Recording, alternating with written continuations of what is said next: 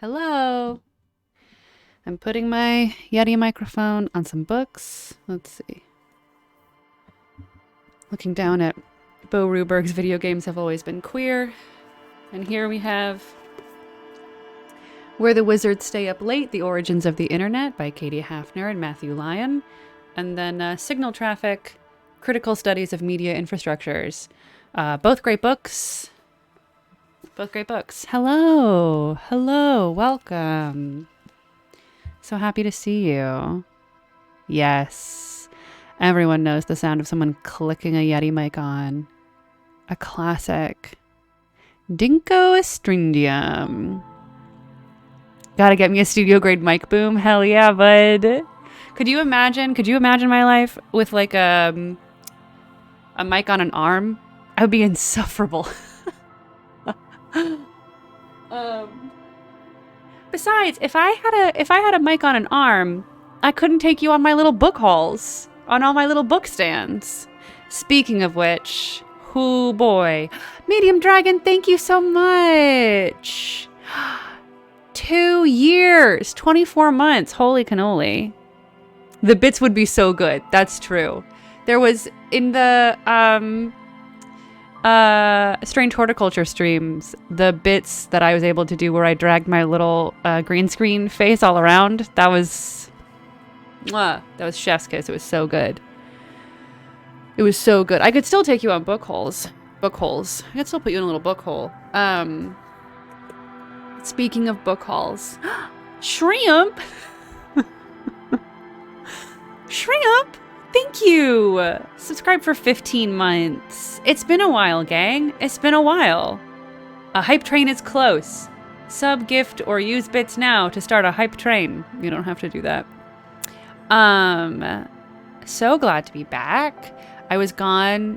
I normally stream on Sundays, and I was out of town for about 10 days, but it hit 2 Sundays. And so it meant that it's like I've been gone for 2 whole weeks, which is just wild. But now I am back. We're going to join our dear friends, Kim Kitsuragi and Raphael Ambrosius Cousteau.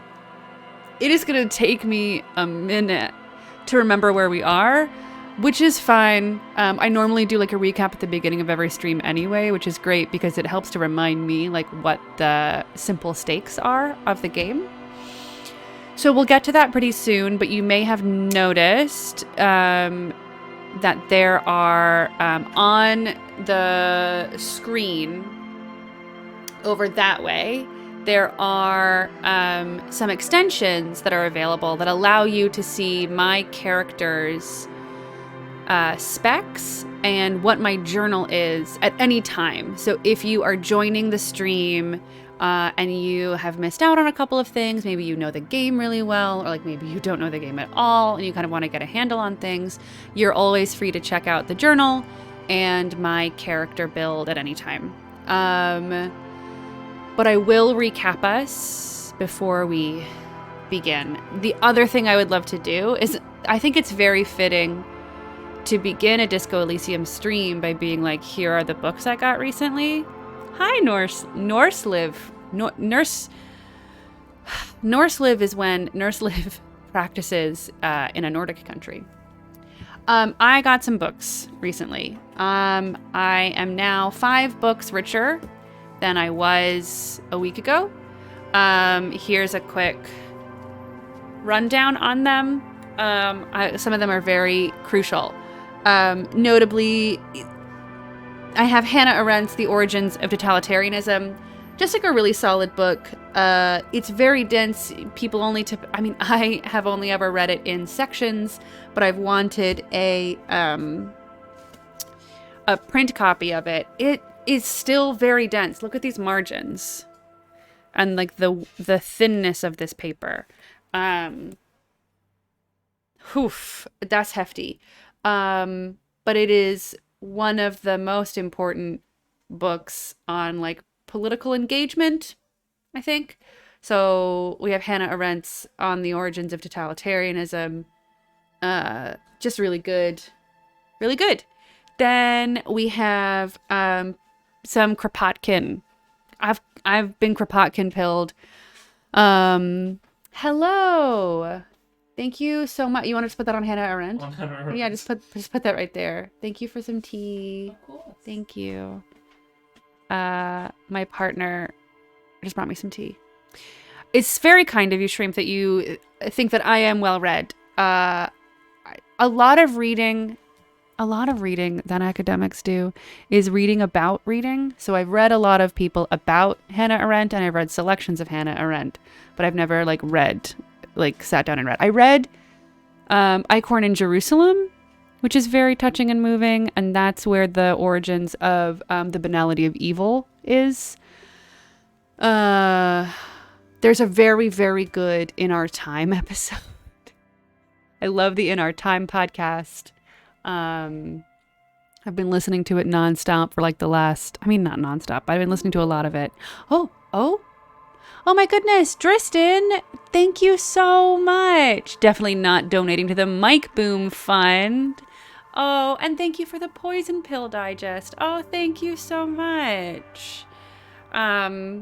Yes, I've been writing a small newsletter where I just BCC people that you can get on, and that's just like a little additional thing that you can get in your inbox from me. And the sign up is just a Google Doc where I ask for your email address to be safely secured in a Google spreadsheet, so I can BCC you a newsletter without using any subscriber service. So I got Hannah Arendt, The Origins of Totalitarianism. Then I got Kropotkin. Kropotkin, listened to an In Our Time episode about Kropotkin because I've been meaning to learn more about anarchy and anarchist communism. I have read a lot of Marx, and not I haven't. There are some people who are Marxist scholars. That's not me, but I have read a lot of Marx, and I've read a lot of people who have read Marx and were influenced by Marx and the way that they apply their Marxist thinking into things like autonomous feminism, so like Silvia Federici. Caliban and the Witch is an exceptional book, big recommend. But so I picked up Kropotkin's. So Kropotkin is the person who invented the idea of the term for mutual aid. So Kropotkin was a biologist, I think is the way that we would consider it today. And he was an evolutionary biologist, and he was the assumption that we have that people are inherently selfish is wrong. And people and animals are more likely to help each other than not. We should learn from them. So that's a mutual aid. And then I got Peter Kropotkin's The Conquest of Bread, which I'm really excited to read, which is about how if you want to have a revolution, you have to be able to feed it. And you can't have a revolution of hungry people. And it's about sort of the process of feeding revolutionaries that I'm really excited about. 2 more. That's it. Then I have Care Ethics in the Age of Precarity, which is an edited anthology about the study of care and maintenance, which I've been really interested in recently. So if you subscribe to my Poison Pill Digest, I was talking more recently about utopian thinking, and this is kind of on the leg of that. And then finally, more relevant to my ongoing work, is Marika Seafor's Viral Cultures, Activist Archiving in the Age of AIDS. As many of you know, in my day job, I work on AIDS archives, early internet AIDS archives, and community building practices amongst queer and LGBTQ plus people in the mid 1980s. So that's what this is. So that's today's books recommendations plus The Origins of Totalitarianism, but now I have tea on it. And I big recommend it. We've got a little anarcho-communism, the importance of bread in the revolution, care ethics, and activist archiving in the age of AIDS. Thank you all so much. We're back. We're streaming. We're playing Disco Elysium. I'm stoked. Let's get down to it. Yeah, I hope that you read them or like look into them or like read a Wikipedia page about them. Um, some sick stuff in there. Good conference talk. Thank you. Thank you so much. I now cede the time to my co-panelists. This is a bell jar that used to have hemp in it, so it says hemp, but it doesn't have hemp seeds in it anymore. I just drink water out of it. The audiobook of Origins of Totalitarianism is good. Yo! Wow. Have I been to... Oh, yeah, no. I've been to some conferences. My very first conference was in 2016. In the spring of April 2016, I went to the Association of Art Historians conference to argue in favor of treating video games as art to art historians. And then, but I've been conferencing way more recently as I am finishing up my dissertation. So, but I'm about to take a break because I have to finish my dissertation and finish that and turn it into a book. I have to write a book now. What? I have to put all the words in order? That's ridiculous. But yeah, so I'm looking forward to that. Yeah, I'm a little scared to go in person. I'm probably going to be going to New Orleans in November. I'm not 100% sure yet because we haven't heard back, but I would be really surprised if this team of folks that I've managed to like sink my hooks into doesn't go in November, but we'll see. And then I'm taking a break. Okay, let's do it. Let's disco. Let's disco, baby. Okay, so I'm going to hit the continue button. I don't know where I'm going to find us. I know for those of you who have played the game or have been here before and you just don't quite remember, we have made our way to the other side of the river. So if I were to, let's go to my journal. Let's just like vibe out in here and let's recap the game. We'll talk about, we'll give our 5-sentence summary. And then after that, I'll kind of try and cobble together where I think we are now. So my 5-sentence summary is thus: we are a very sad cop who used to be very good. We are investigating a murder. A security worker of some variety was lynched by some dock workers who are on strike. We don't know anything really about how, why, who, etc. For the murder itself, but we did discover in one of our more recent explorations that rather than being hung, which is how we found the body, this man was actually secretly shot in a very covert way. Oh yeah, of course. Thank you so much, Nora. I will turn on my captions. I always forget to turn them on at the very beginning because I get, I'm always anxious that it's like somehow going to caption me before I have turned on my microphone. Let me go ahead and pop that on. It's thinking. There we go. Okay, so now it's on, so it should just be clicking the stream close caption buttons. Let me know if there's an issue, and I can stop and restart the stream. Where are we? We are with a man from another precinct whose name is Kim Kitsuragi, who is the most patient man in the whole entire world. He is guiding us as we investigate through Ravachol and the city that we are in. My brain again keeps saying Montparnasse because I know it begins with an M, but I can never remember the actual name of the city. And there are various characters and interlocutors that we are interfacing with to figure out not just like who committed this murder, but also like what are the like demands and parameters of this really significant workers' strike the union leader, Martinez. Thank you so much. Yes, Martinez, not Montparnasse. Frank Scenario, thank you so much for subscribing. 13 months. Lucky 13. Sick as hell. Thank you so much. I appreciate that a lot.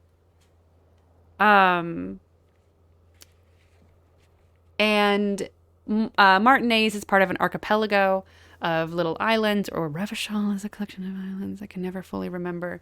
And while we were kind of gated in our first, I want to say 2 days to the central area, a waterlock has now allowed us to cross the river and discover a crashed police car, which we now remember, did belong to us, that we did crash in a fit of a fugue state, or maybe we're driving under the influence of some drug or of alcohol.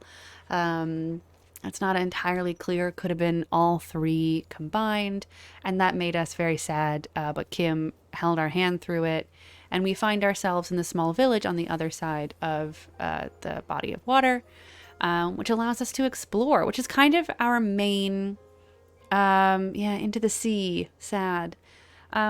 Which brings us to kind of where we are right now. And as we encounter people, we'll try and kind of say, oh yeah, that's so-and-so, they do such and such, to help you get acquainted with like who we are and what we're doing.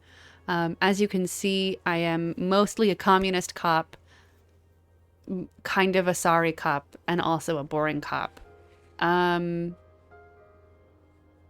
Which I think is true. I'm a sorry communist. I'm a sorry boring communist, I think is fair.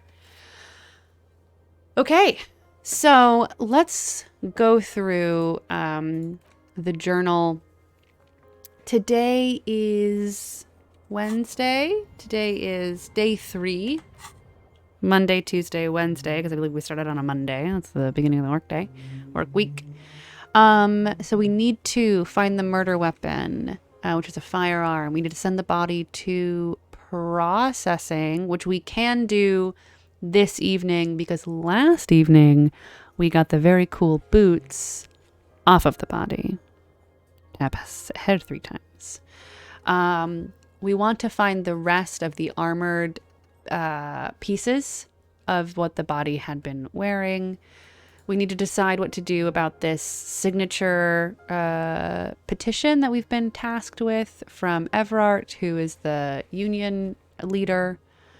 We have to prove our authority to Titus, which is apparently very difficult. He's a sort of like union steward, maybe we could say, representative. We have to paint a mural.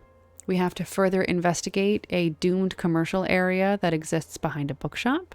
We need to find a cryptozoologist who's looking for a mystery bug, which I hear is a very good quest. Oh, yes, we should call Alice back today to see what the situation is with the serial number on the boots. Again, we're obsessed with this armor. Find booze and drink it is a task we will probably not complete. I'm very interested in the idea of like playing Raphael or HDB as a sober individual and like all the pitfalls that come with that. Hey, Garden Tech, thank you so much for subscribing. Stoked to see you. And our desert trip was fantastic. Thank you so much for asking. You haven't missed much. We're just finishing up our recap by going through our journal. So you are here right on time. Oh yes, Momo Hill, you are 100% correct. We do have to buy and play a board game with one Kim Kitsurangi. Very true. We need to figure out why the traffic jam exists, who put the clothes in the trash. We can go and talk to Joyce some more now that we have our like badge and things. We're learning about the victim's tattoos. We need to figure out who called in the crime. There's a secret blue door in our hostel that we want to investigate. We can sing karaoke if we find a sad tape. And there is some special borscht that we are meant to go and investigate. So a lot is happening. And it looks like we can level up. But I think we only have one available, and I would like to hold on to it, I think. Rather than spend it right now. Hems and Haas asks, are we done with Kuno? Kuno is a shitty little boy who stood by the dead body throwing rocks at it. It looks like I had 3. Oh, okay. I didn't know if that meant how many I would have, which wouldn't make sense because... Oh, interesting that I cannot see the... Okay, there we go. Oh, nope. It's glitched again. We love to see it. Oh. Maybe if I go outside. Then I will go investigate that further. We're not done with Kuno. I need a higher empathy to be able to convince Kuno to talk to me. Number 1 Void. Thank you so much for subscribing. Oh, a coat. Corrosive jacket. 20 months. Good, solid, round number. We love to see it. So this is a shack that we have been able to kind of sweet talk our way into staying in, just by being like, oh, hey, do you have shelter that you can provide? And people were like, yeah, I have this free shack. Mutual aid, as Kropotkin might say. People care for one another. There's a mirror in here. Let the mirror be for now. What else do we have? We have a window. We have a plate of old food, maybe? A wash basin. Oh my god.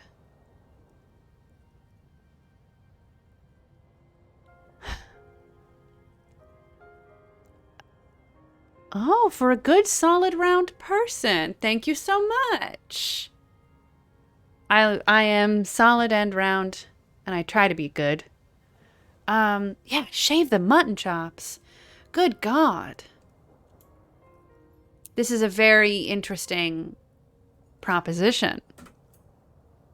I'm intrigued. Color me intrigued. I might give that one a shot. On the table, you see a bowl of water, a rough soap, and next to it, a small hand mirror. A straight razor soaks inside the wash basin. Is shaving the right call? And hand-eye coordination, medium, 10. Time to shave. Get those mutton chops off. Well, let's see what we have to say. Is shaving the right call? The water reflects back a vague image of your face. Nose bulbous and red, hair unkempt, wrinkles lining the eyes and forehead. The stash is gigantic. I mean, maybe you have things that are reducing your ability to shave. What a great, great point. Kind of afraid of what's under there. I think that's the right call. Okay, hand-eye coordination. It doesn't seem like we have anything taking away from our hand-eye coordination, but perhaps we have clothes to make them better. This is plus to logic. Whoa. This swanky checkered jacket flatters your form in a way that makes you feel the fun kind of serious. It has really nice roomy pockets, too. All right. Oh, yeah, this bow tie. I love it. Let's see. Yo! Excuse me. Wow. It looked like there was somebody eating something. No. Look at this man. What a style. I know. The bow tie really brings it all together. Wow, if you haven't seen the previous streams and you're coming in raw here, a big respect. Mad respect. Huge. Huge. Yeah, the color coordination, I'm really feeling like with my gigantic yellow gloves.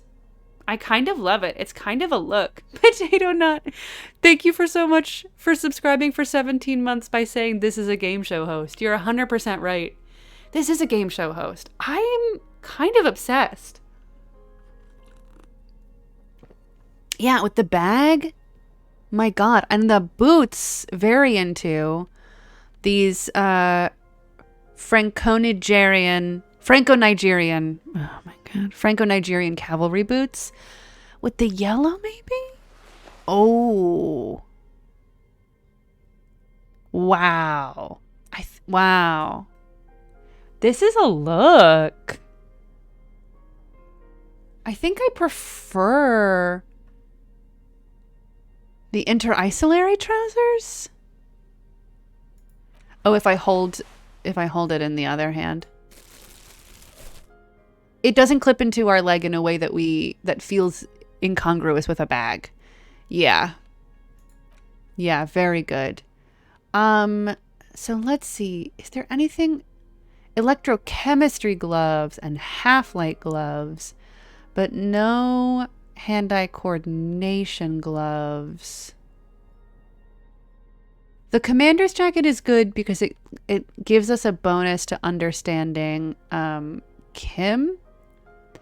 And the patrol cloak is also good for that. But here's the thing. This jacket looks incredible.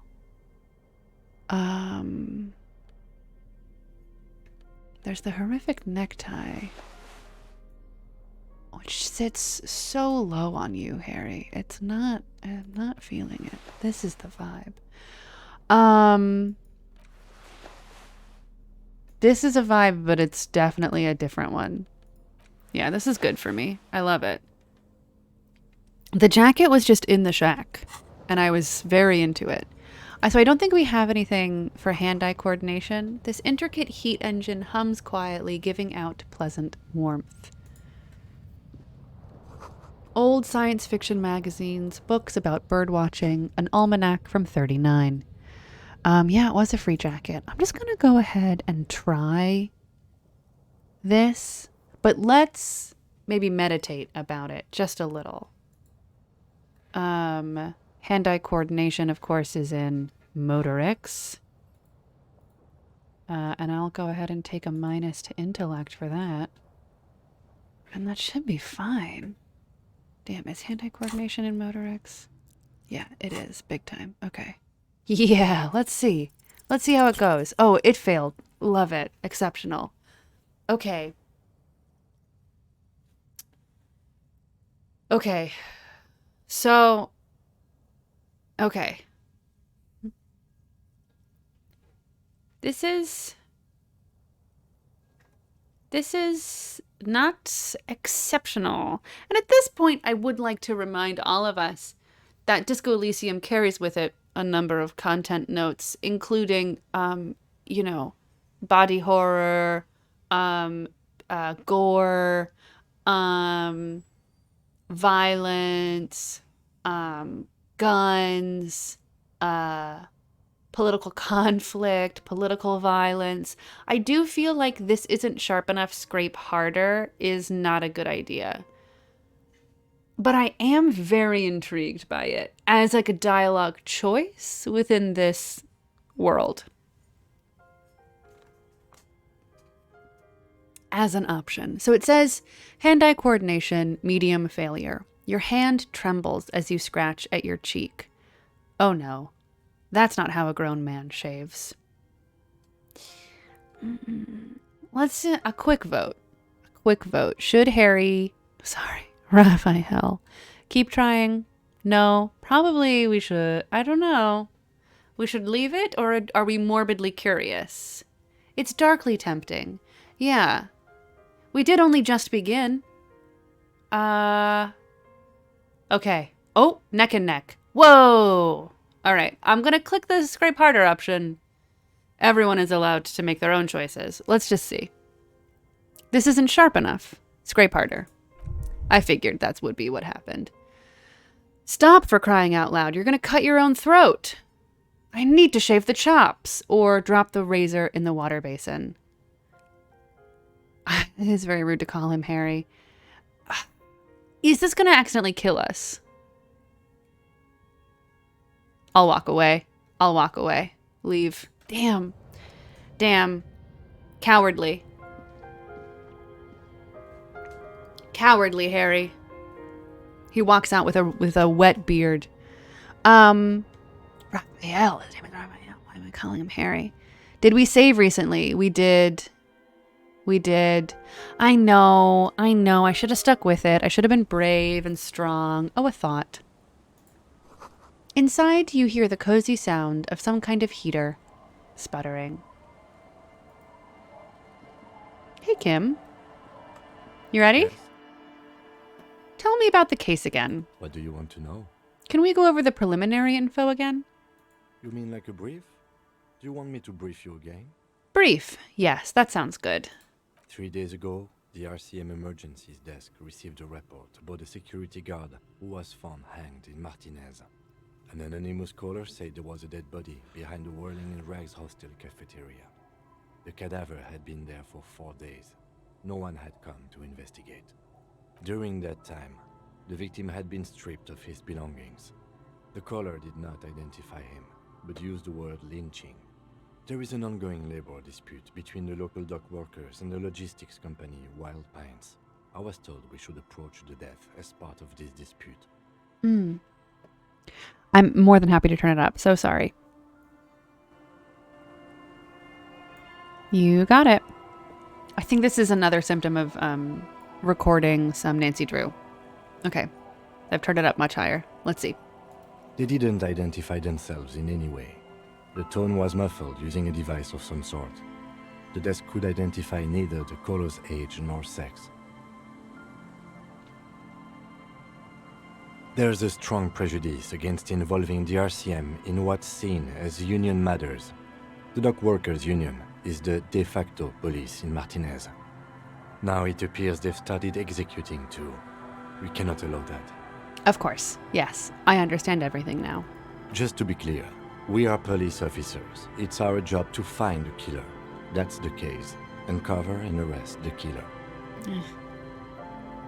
Cops. Good. Okay. All right. So our main prerogative right now, for me, is to just explore this side of the water. That's kind of what we're doing right now. The street sign is illegible below the graffito.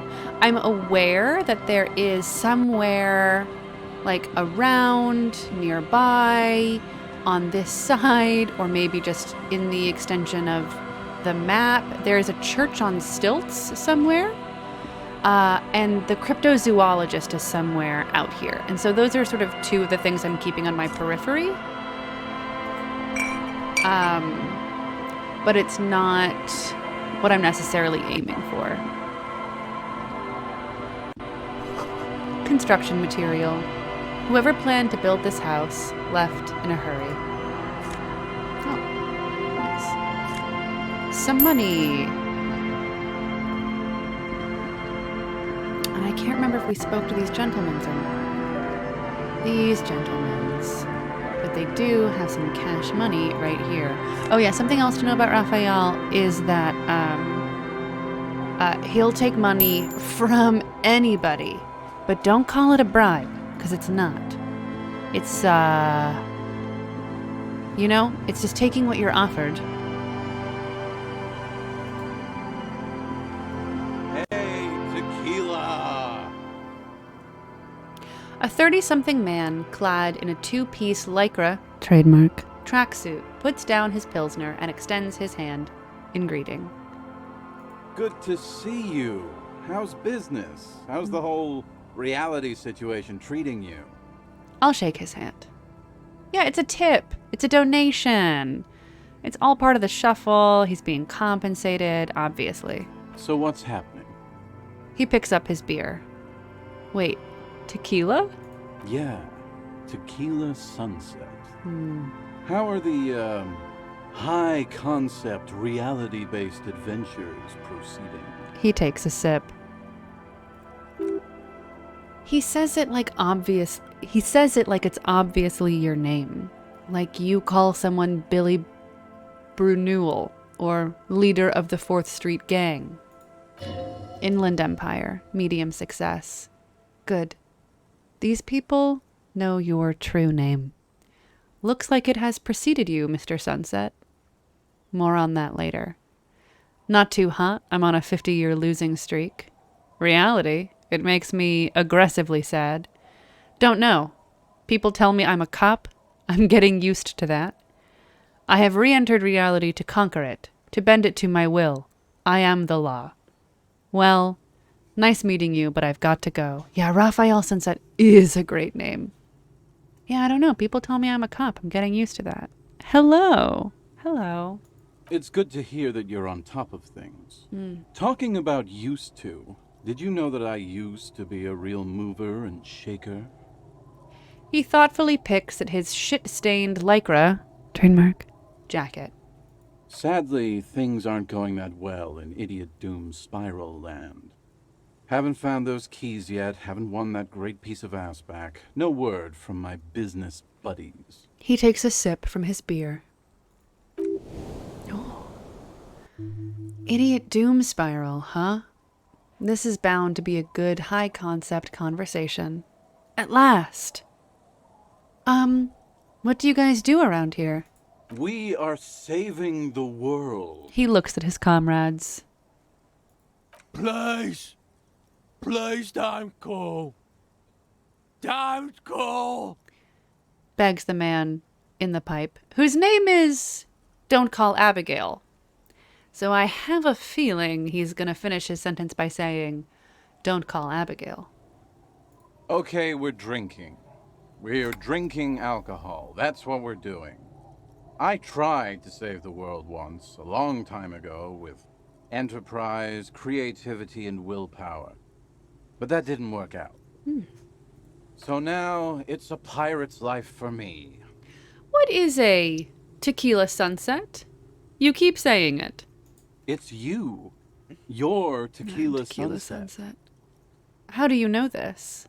We've met before. Don't you remember? Nope. You sure don't. No. Aha. Do you want to know how Tequila Sunset came to be? He takes a sip from his beer. Tequila. Tequila sunset. Something ominous there. Yeah, I was just thinking about how I really like this voice actor, but it's just on the precipice of like gamer guy who in every selfie that he takes he looks like this.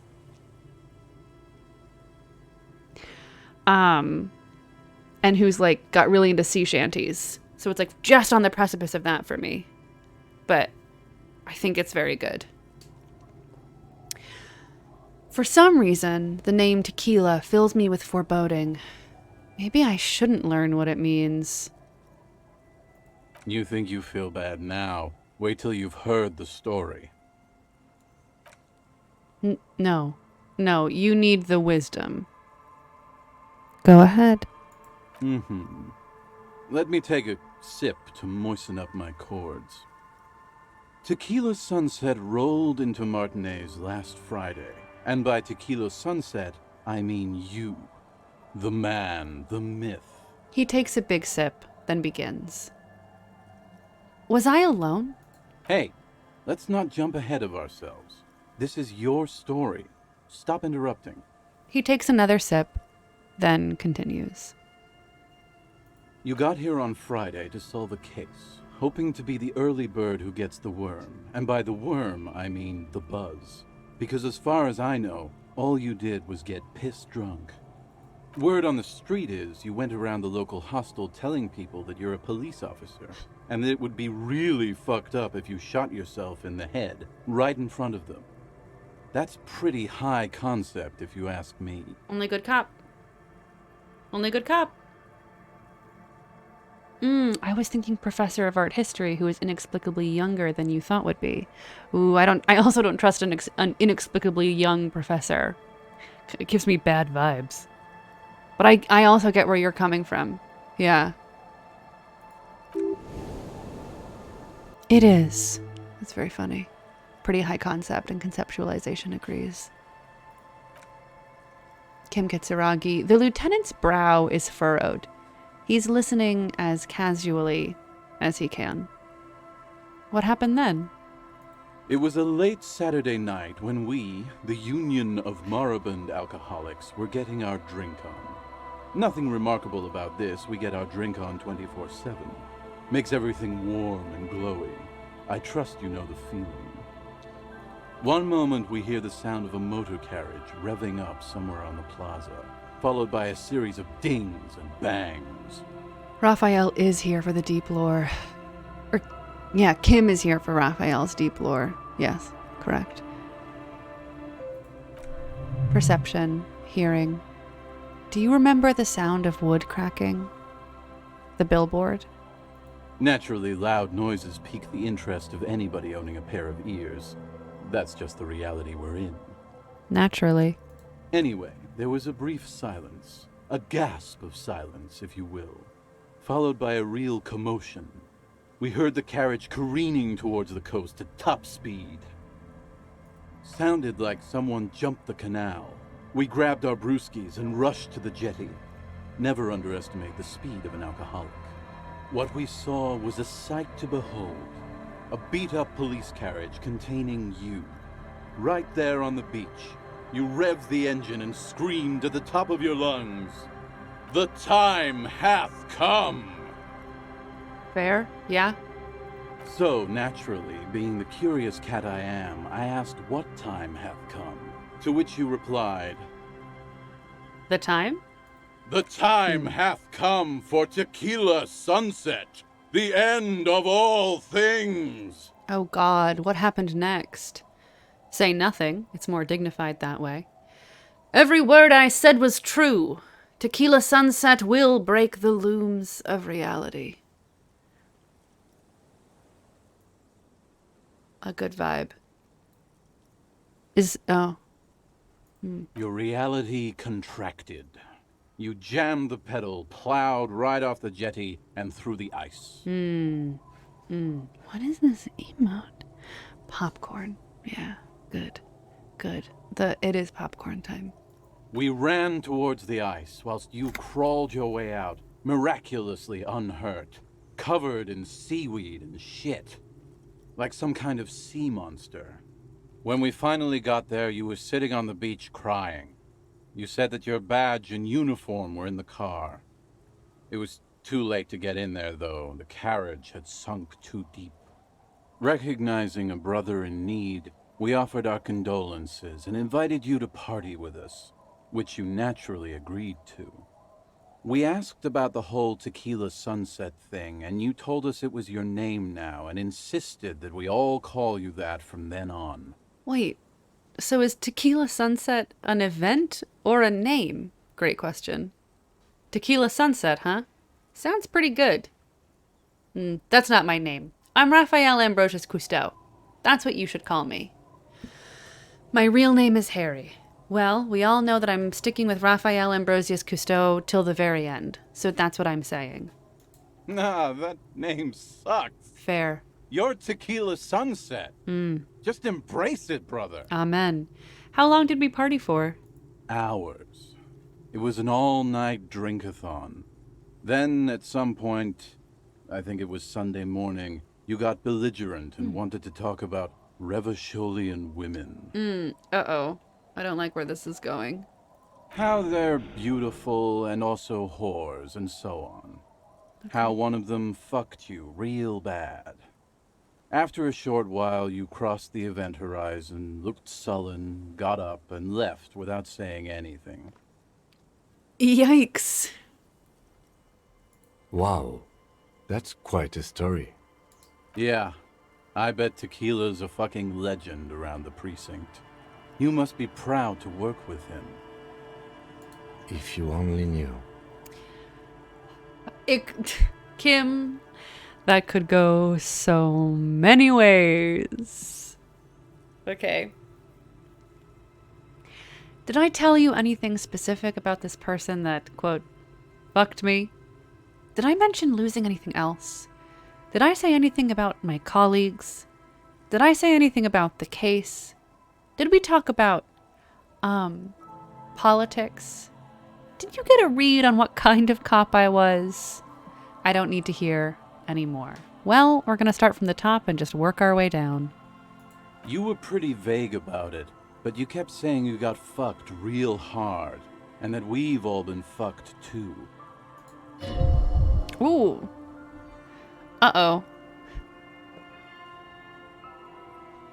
Inland Empire. Please, don't open that door. No one's fucked me. I do the fucking around here. Abigail! Yeah, am I gonna die while I think about my ex? It seemed pretty painful, to be honest with you. If I had to guess, I'd say you're still working through some shit. Okay, phew. Did I mention losing anything else? Beside your gun and your badge? You said something about your hope or heart or something. To be honest, the details are a little hazy. In retrospect, I guess you lost your motor carriage too? That's a big one. You told us that they were a bunch of fucking losers whose main interest was cramping your style. Empathy, medium success. It's more like you were cramping theirs. No specifics, though. It was more about you that night. You were the star of the show. Did I say anything about the case? Yeah, you said it was no biggie and that you'd solve it in no time. And that you didn't need anyone to do it. You're doing it solo now. He takes a strong quaff of his beer. A lot of cops go solo and hermit once they reach that level of alcoholism. Oof. Ouch, Kim. It's not meant as a joke. He's sorry for the hermit cop. Did we talk about politics? Yeah, you kept talking about how the coal mine owners were fucking us all over, just like that woman fucked you. I didn't agree with you, by the way. The spectral hand of the market makes sure everyone gets exactly what they deserve. He takes a long sip of beer. Incorrect.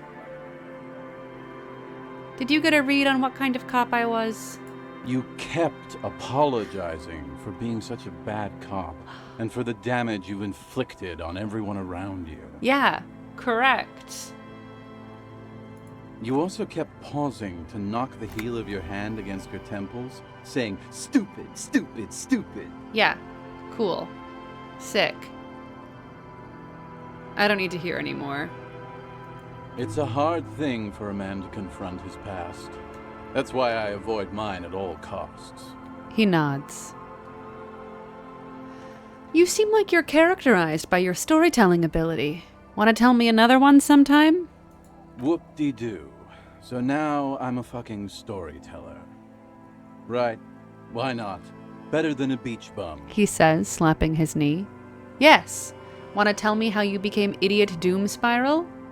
It depends, really. Are you willing to help me out? Drama, medium success. You might get scammed here. I have a feeling that this is going to cost me a lot. No, the reality of the situation requires a rather modest contribution. A little motivational package. What do you need? Booze. Did you already forget our party? The thing I relayed to you earlier. He taps his finger to his temple. So, have you got anything for good old Idiot Doom Spiral? A bottle for a story. Seems fair to me. Interesting. This is one way that I can offload liquor from myself at the cost of enabling another alcoholic.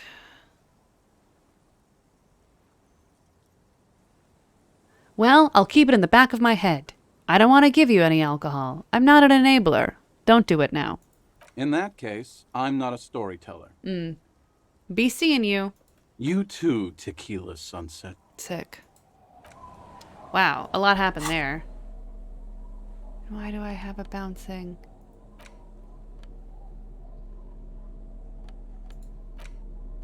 Oh. Requires a boombox. Yes, that's right. We did pick up this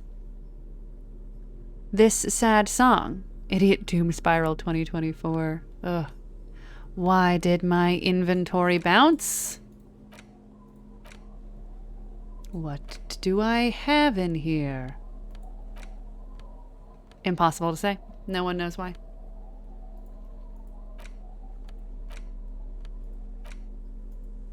Nobody knows. Maybe it had something to do with my karaoke. No. The liquor bottle, maybe? The wine?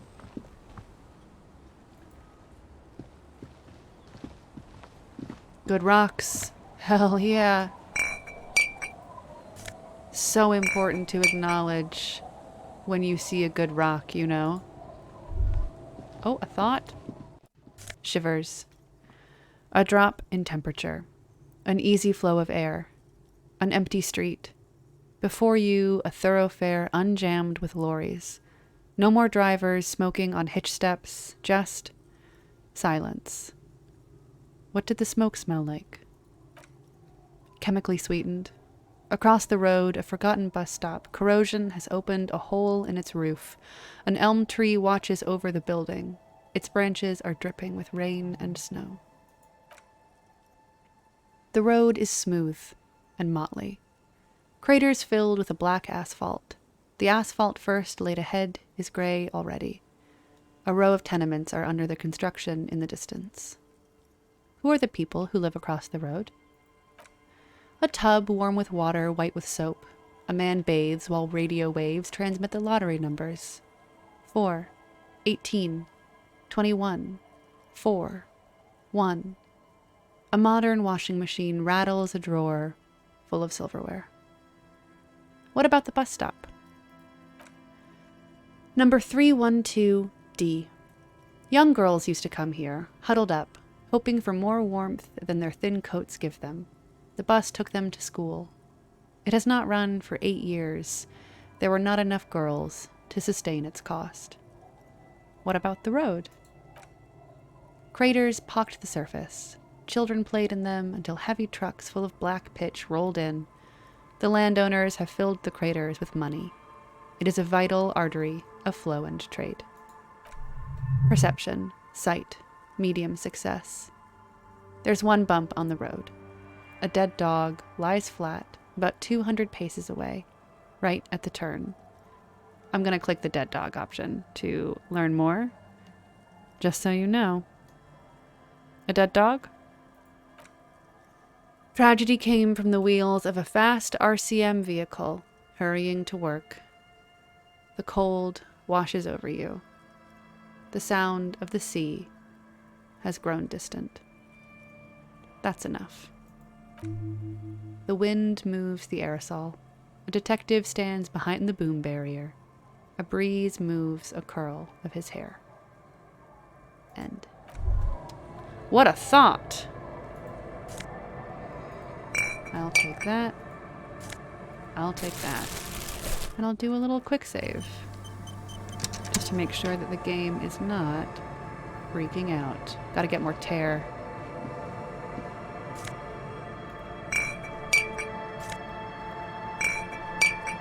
Wow, I'm a rich man. Look at all this. Just rolling in trash. Anything else? Oh, there was some here. And then I gotta talk to these children who are playing with rocks. They sound like they really know what's up.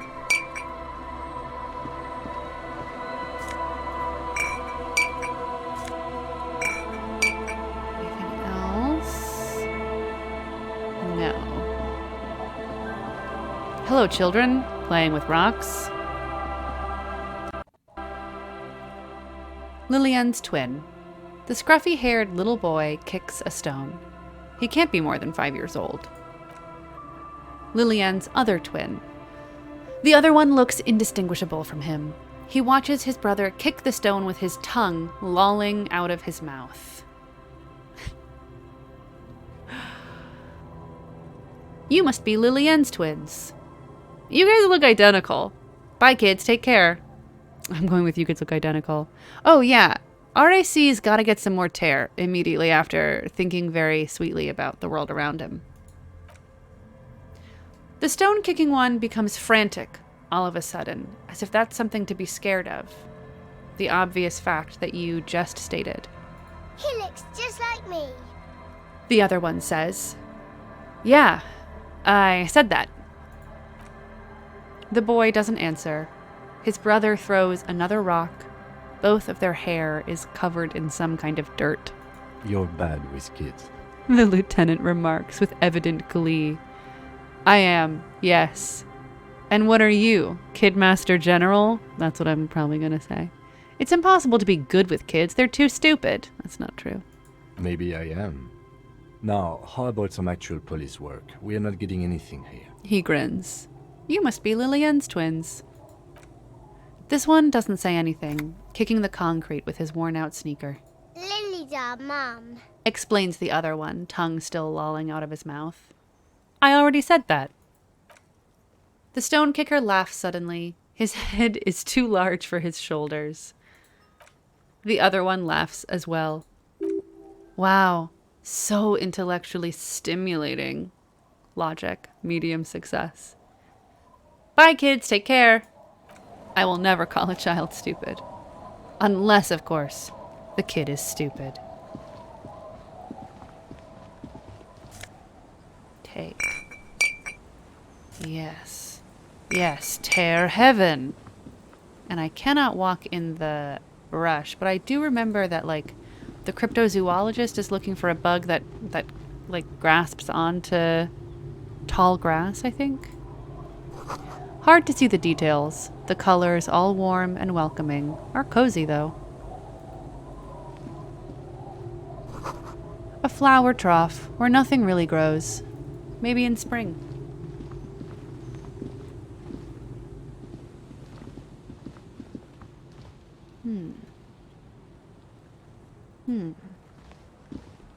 Dune grass. Interesting. Interesting. Dune grass.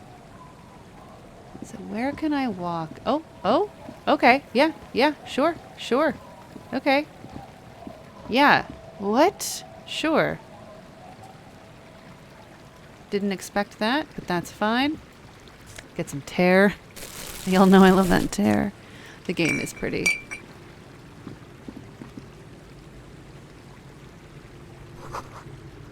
Looking back at you from the rust-colored water. You. Damn. Whee! What is this? Rust-eaten letters read, Mazoot! Oh, what is this? My perception allows me to see this box with 115 in it. We love to see it. Okay, then what are you? The rear tire of a motor carriage adorns these reeds. Okay, yeah, the sheer bewilderment. Oh. Of more places to explore. Okay, but I feel like there's some tear here, you know? This bottle. I should be able to pick up these cans, but I can't. When I get to the tear lady, she's gonna be like, wow, where did you get all this tear? I'm so impressed. Oh, I thought. A kick drum pulse. The music is coming from somewhere on the ice. And what is this? What are you? A school of fish huddle around the fence post, then scatter into the dark. Before you, a drawbridge. It can only be lowered from the other side. Yeah, how did I fit it all into one bag?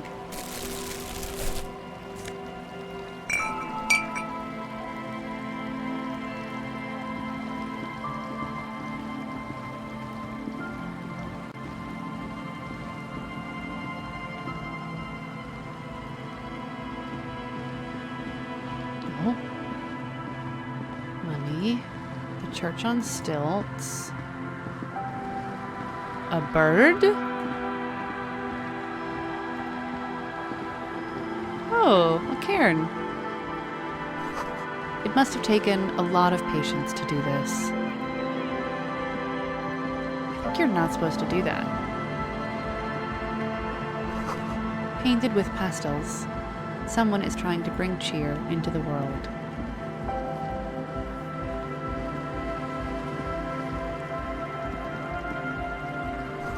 Trash from some unending party. A pole screwed into the ice to keep the tent erect. More tribalistic markings. This post is covered in little humanoids. Pile of Eternite. A pane of Eternite has been planted into the snow. 2 poles are holding it up. Interfacing. Easy success. Barely holding it up. It could fall over any minute. A stronger gust of wind might be enough. What is this? It looks like a makeshift bridge. Could be convenient. The lieutenant adjusts his collar against a cool breeze. Okay. The pane falls into the icy snow with a soft thunk. We should ask that girl on the ice what's going on here. The lieutenant gestures toward the young woman next to the tent. Oh. This is someone's home away from home. Just like yours. Well, I'm not going to go inside. I have to talk to somebody first.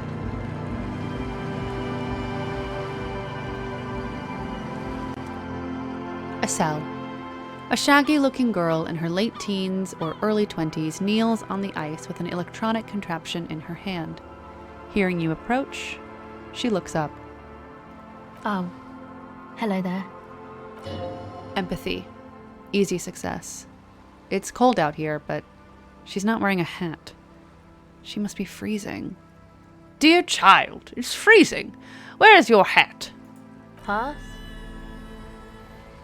She looks up at you, distracted. I said you should have a hat on. So should you. I'm wearing a hat. I should. And I do. Point at your hat. Oh, I didn't notice that. It's nice. You should wear one too if you plan on staying outside in this weather. Yeah, well... Look, man, fuck the hat. She tries to think of something to say. Oh, uh-oh. Time to police a small child for swearing at me. Is that kind of language really necessary? I'm sorry I said fuck the hat. I was concentrating on something else. My whole family swears and it rubbed off on me. Excuse me. There's a pained expression on her face. She'll answer your questions now. What's your name? What's that device you have there? What are you doing out here in the cold? Actually, that's it for now. Starting from the top, off we go. A cell. Perception, sight, medium success. Her hair is dyed blonde, with dark roots showing. There's a coarseness to her features, some masculinity below that timidness. And your surname? Why? I'm from the police. It's for the paperwork. Okay, it's Burger. She hesitates. A very common name. Logic. What's that device? This is a portable recording device. It's for field recording. Low quality, but still. She breathes on her freezing fingers. And the wires? Actually, just one wire. I picked on it till the braiding came loose. The wire leads to a contact microphone. What's a contact microphone? A contact mic records sounds from inside things, like this ice. Encyclopedia, medium success. Your mangled brain would like to know. Your mangled brain would like you to know there is a boxer called Contact Mike. Yeah? Any news on my wife's name? How about my mother? Nope. You are welcome. Does this have anything to do with Contact Mike? How does that thing work? Where did you get that mic from? Actually, I had non-mic related questions for you. Let's gotta start with Contact Mike. Yeah, I record stuff with it. She's confused. No, I mean the boxer, contact mic. Ah, no. This is a contact microphone. It's for recording inside solid objects. Contact mic just beats people up. You know, contact mic doesn't just beat people up. Contact mic is a role model. Rhetoric. Medium success. An entire litany spews forth. Yes, you heard right. You should try to be more like Contact Mike, a successful athlete and an inspirational figure who has overcome social, physical, and mental obstacles. On second thought, screw Contact Mike. He's not a champion. You are. Look at you here in front of a saggy tent, picking your nose to drug addict music. What? The world of sports is in awe of your faith and dedication. Sorry, I don't know why I said that. There was something else I wanted you to know. I'm going to start with number 1. Man, you are one weird cop. This isn't about me. This is about your lack of respect for one of boxing's greats. And for yourself. I'd say I'm just about normal. Now, about that Mike. Not Mike. Mike. You do understand it all just sounds like Mike to me, right? How does that thing work? The mic? I don't exactly know. Somehow it doesn't pick up vibrations from the air. The book said it only picks up structure-borne sound, if you like technobabble. Where did you get the mic from? Same place I got the recorder from, the Palaceum. What's the Palaceum? Oh man, you haven't been to the Palaceum? It's the coolest place in this whole drug-addled shithole. She forgets herself for a moment. It's a music club and a synthesizer workshop on Boogie Street in Jamrock. Musicians live there, like real musicians. I once saw Arno van Eyck. Empathy, medium success. Thinking about it really does cheer her up. It's a long way from here, though.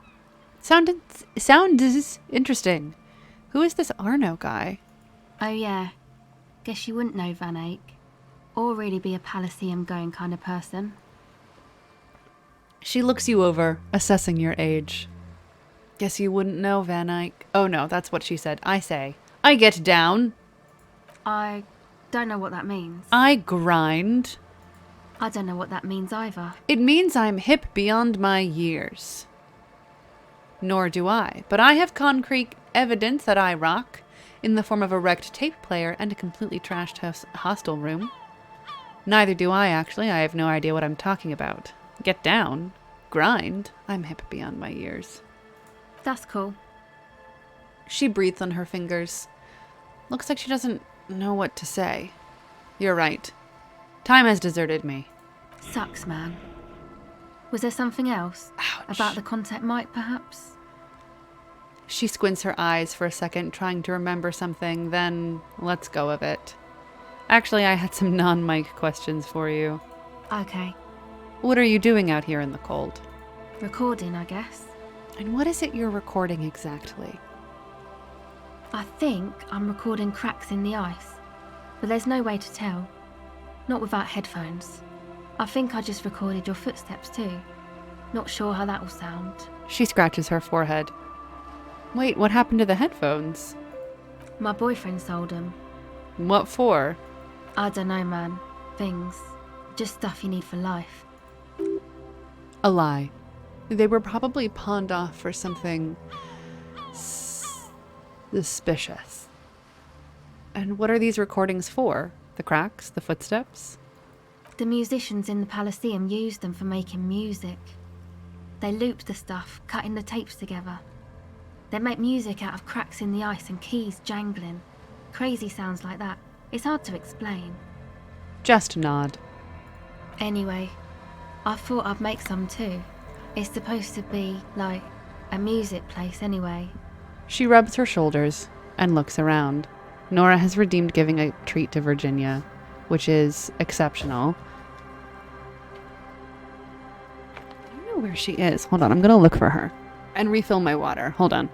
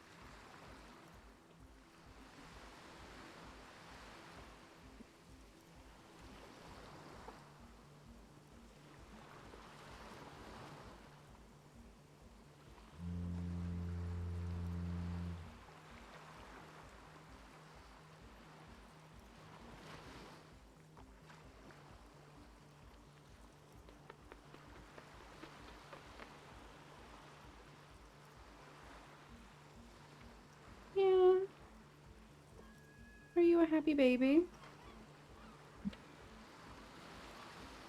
Is this nice and good? Is this nice and good and you're soft?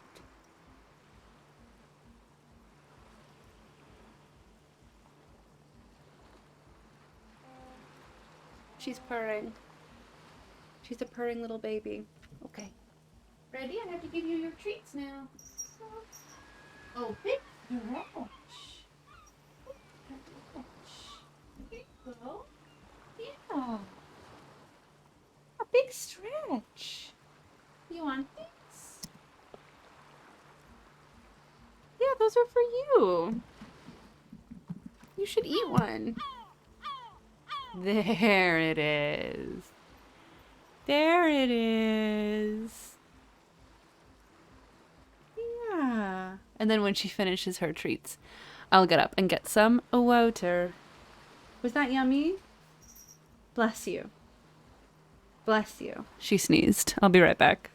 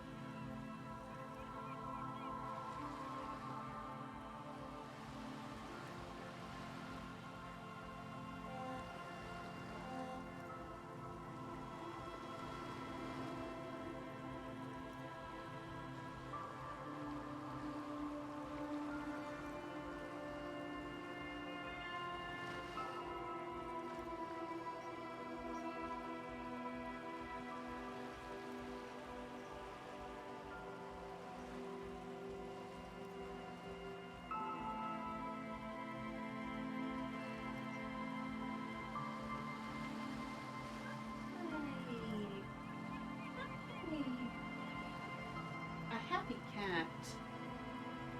Oof.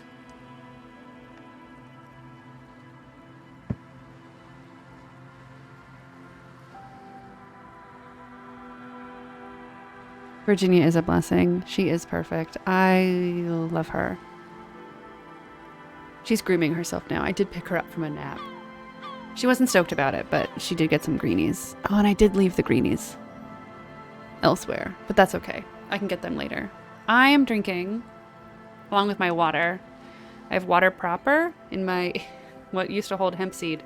And now I also have some cherry blossom LaCroix. I like it. It tastes like marshmallows. Big fan. I'm 30 years old. I see what people mean about LaCroix now. Okay. I don't really know what I'm doing. They use synthesizers too. I don't have a synthesizer. She looks at the recording device, the thing she thought would fill her hours with joy and escape. It's turning out to be an empty fantasy. She feels childish. Very useless, all of a sudden. Damn, I get that feeling when I get a bunch of things for a new hobby and then never tend to the new hobby. Take this, you're cold. The lieutenant begins to take off his jacket. No, man, fuck that, I'm cool. I'm sorry I said that. I'm sorry about the fuck. It's okay. The lieutenant backs up. He throws you a glance. Give her your hat. Here. You need this more than I do. Thanks. She puts it on. It's a bit large for her. Damn, I'll miss that hat. You said it's supposed to be a music place. What is? That? The boys think it could be a place, like the Palaceum or something. Stupid. It's really not going to be a Palaceum, that's for sure. She pauses. The boys? Yeah. Andre and the guys, they're inside, in the tent. And why is that? Why are you freezing out here while the boys are inside? They got too much stuff crammed in there. No room. Stuff like what? Music stuff mostly. Like this tape recorder, but bigger. And there's piles of it. You mean like those headphones your boyfriend sold? Yep, they were pretty. I'm sorry we sold those. She squints her eyes a little. Why not just leave some of it outside so you don't have to freeze? That stuff is more expensive than I am. More expensive than any of us, really. Doesn't matter. I can take the cold. Oh, fucked. I had some other questions. Go ahead.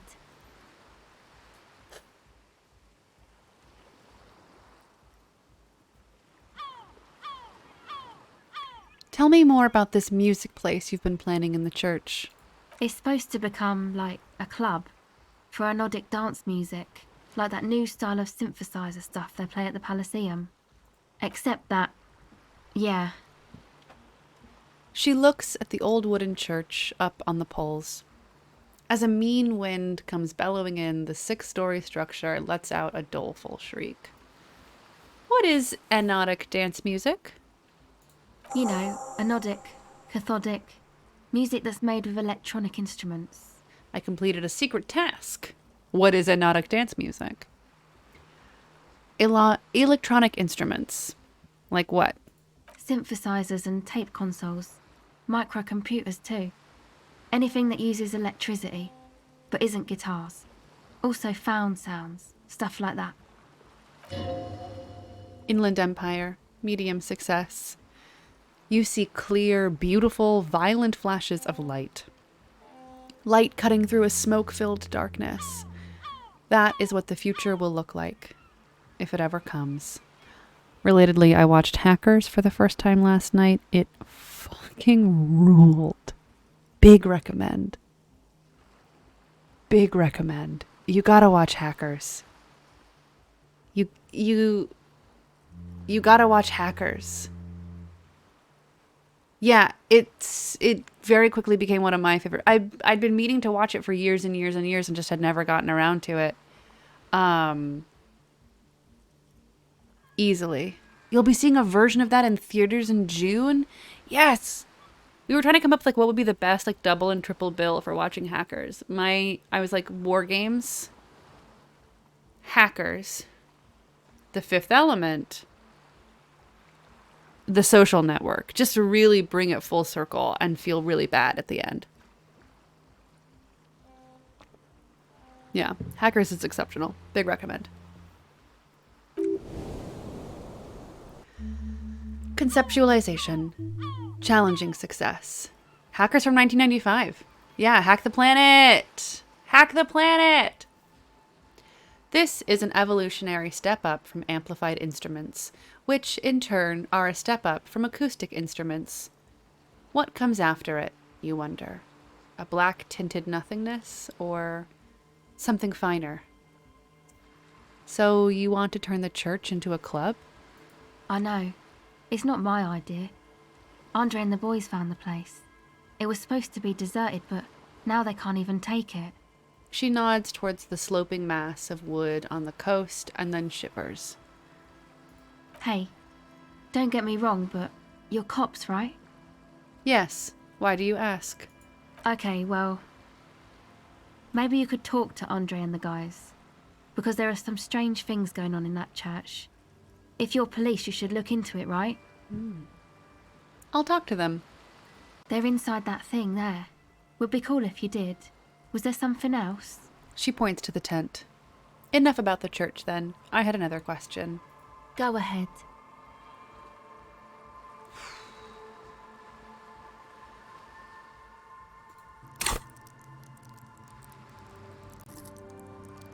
My empathy is currently for And I have been meaning to... Damn. Oh, I have 4 available. I had... Okay. Wowee. That's a lot.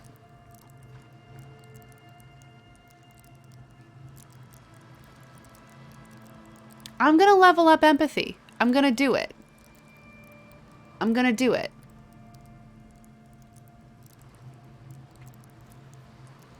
Because I've been meaning to, so that I can also do, like, work with Kuno. I know.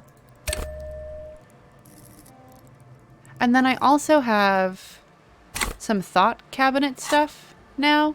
There's a new one, the bow collector.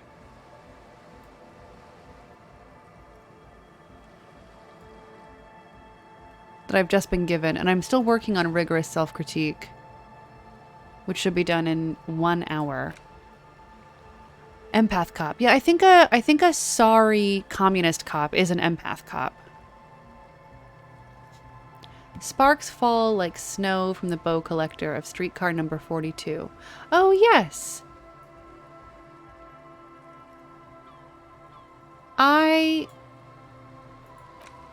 Why did this give me something? Is this because bow collector's about to pop? Oh. Once I end this conversation. Got it. Okay. Well, I'm going to try and pick up the tape recorder, and then bow collector is going to pop, isn't it? Okay. Yes! Legendary empathy success. The device is still warm from her touch and heavy as a brick from the batteries inside. The company logo, Omicron, adorns its yellow plastic cover. Inside, the tape is rolling. The girl looks at the device in your hands. I'm sorry you have to sit here on the ice, feeling miserable. At your age, or at any age, in this weather, waiting for it to get dark.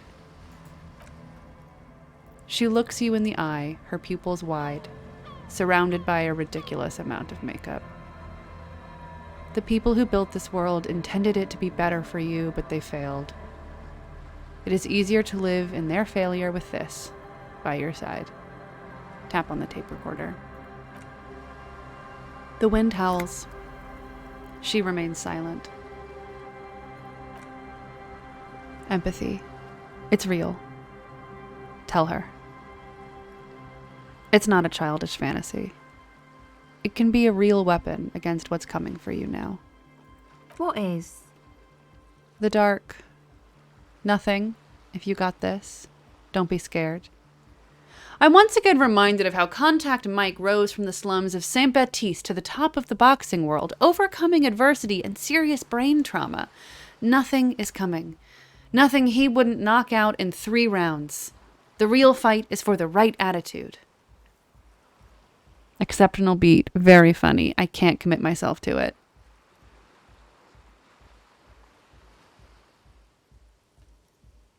The dark. I know. I'll stick to it. Her teeth rattle. She takes the device from you and places it in her lap. So thanks, I guess, for the psych session. Maybe I can return it. What's been eating you, officer? You said eating me? There's nothing eating me. Come on, I can tell. But, okay. Be a boyadero about it if you want to. She shakes her head slowly. I guess there is something that's been making my life hell. What is it? She listens intently. I think it's the plight of the working class. Everyone's just mooching off the entrepreneurial class, shackling the doers. I think it's all these foreign people taking our jobs. People just keep putting their selfish interests ahead of the greater good. Oh, really? Yeah. No one understands that sometimes you've got to make sacrifices for the sake of progress. It's all very distressing. So, the thing that's been eating you is the slow pace of social progress? Don't get me wrong. I'm all for slow and steady progress. I just wish people would be a little bit more reasonable is all. Ah, fuck. Liberal answer. You're so right. Ah, fuck. No, that's probably not it, is it? No, it sounds like you just got chick issues. Now that you mention it, I found these letters I'd thrown in the trash. They might have something to do with it. You could be right, but I don't know for certain. Okay. Why'd you think that? First, they had the faintest scent of chewing gum on them. I could smell it under all the shit.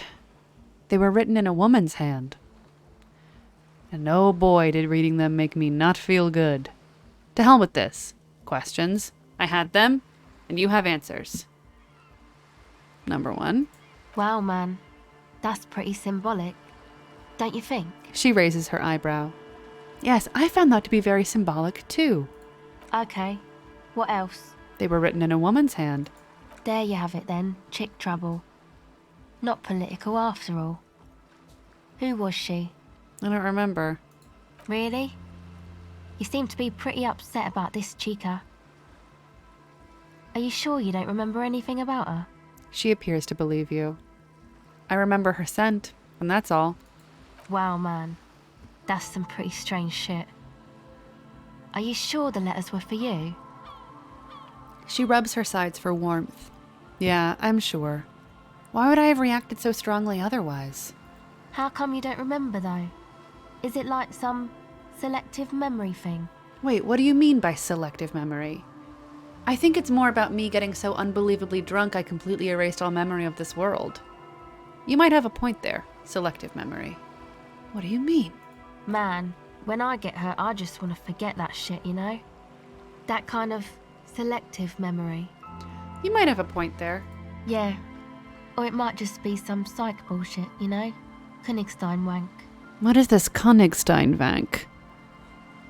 You know, the psych thing they've got going on there.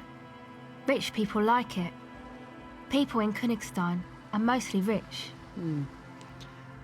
Thanks for the bullshit psych thing, then. You're welcome. Might be for the best to keep that shit forgotten, though. Just my opinion. If it itches, don't scratch. She thinks for a second, stretching her jaw. Yes. But it itches really, really bad. Actually, that's it for now. Okay, bye. She turns her attention back to the recording device. All right, let's have our thought. Oh, what? Yeah, there we go. The bow collector. It's early in the morning. The world is dark blue. The sparks light her face, a delicate composition of triangles. The streets seem to grow longer, like in a dolly zoom. And there's something in the air as you stand there and wave back at the shapes growing smaller and smaller. Something that has always been there. A great see-through world. The tenderness you feel. The ghost of Revachol between you, carrying your signals. The holy messenger. Except. Damn. +3 to shivers, the third presence. Gosh.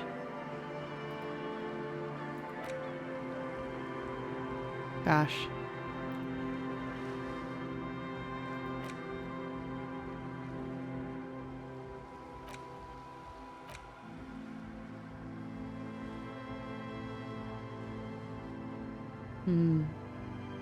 Yeah, +3 is huge.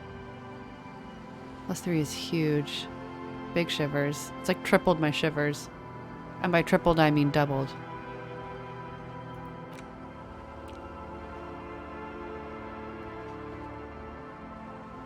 Now with these two, I have 3 skill points, so I might as well unlock another thought cabinet. And then... Is thought cabinet infinite? Can it just go on and on forever? It did shiver my timbers. It shivered my timbers big time. Thought cabinet does not go on forever. Interesting. So if I like... oh, beeping. So if I front load all this stuff, 12 is the max. 7, 8, 9, 10, 11, 12. Okay. Yes, you can forget things, but it does cost points. There are a lot of thoughts. Wow. Okay. Okay. Interesting.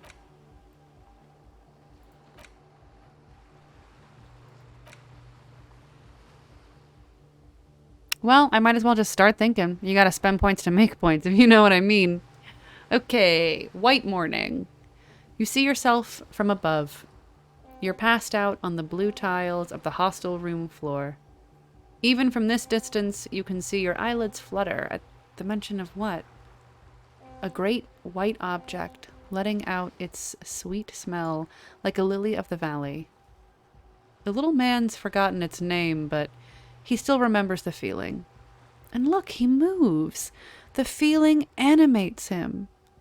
He instinctively reaches out for the feeling's best friend, a bottle of Commodore Red. He puts on his disco clothes and gets smaller and smaller. Internalize! Off we go. Okay. Well, we did lose our hat, which is kind of a bummer. Because we don't really have any other hats, but we have so many jackets. We have so many jackets. I'm sort of overwhelmed by choice here. Let's see if we can't organize this whole system. Then, like, glasses, gloves, another pair of gloves, another pair of glasses, another pair of gloves. Oh, the shoes.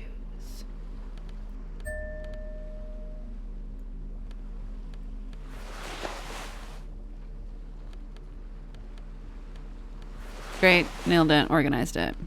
Mesh top and bow tie. Damn, it's a look.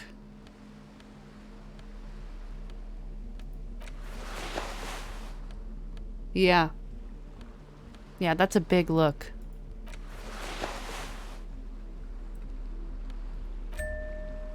Yep. Quite a look. A lot happening.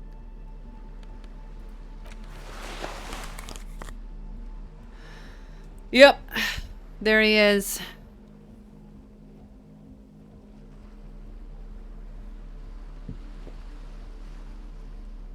Disco now, baby. Man, RAC in The Sims makes me feel a little anxious.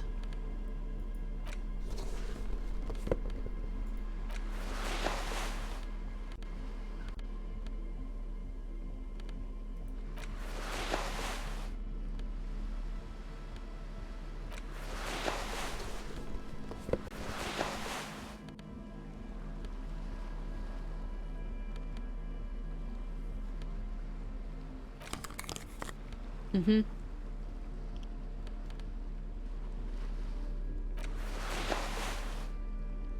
Great, off we go.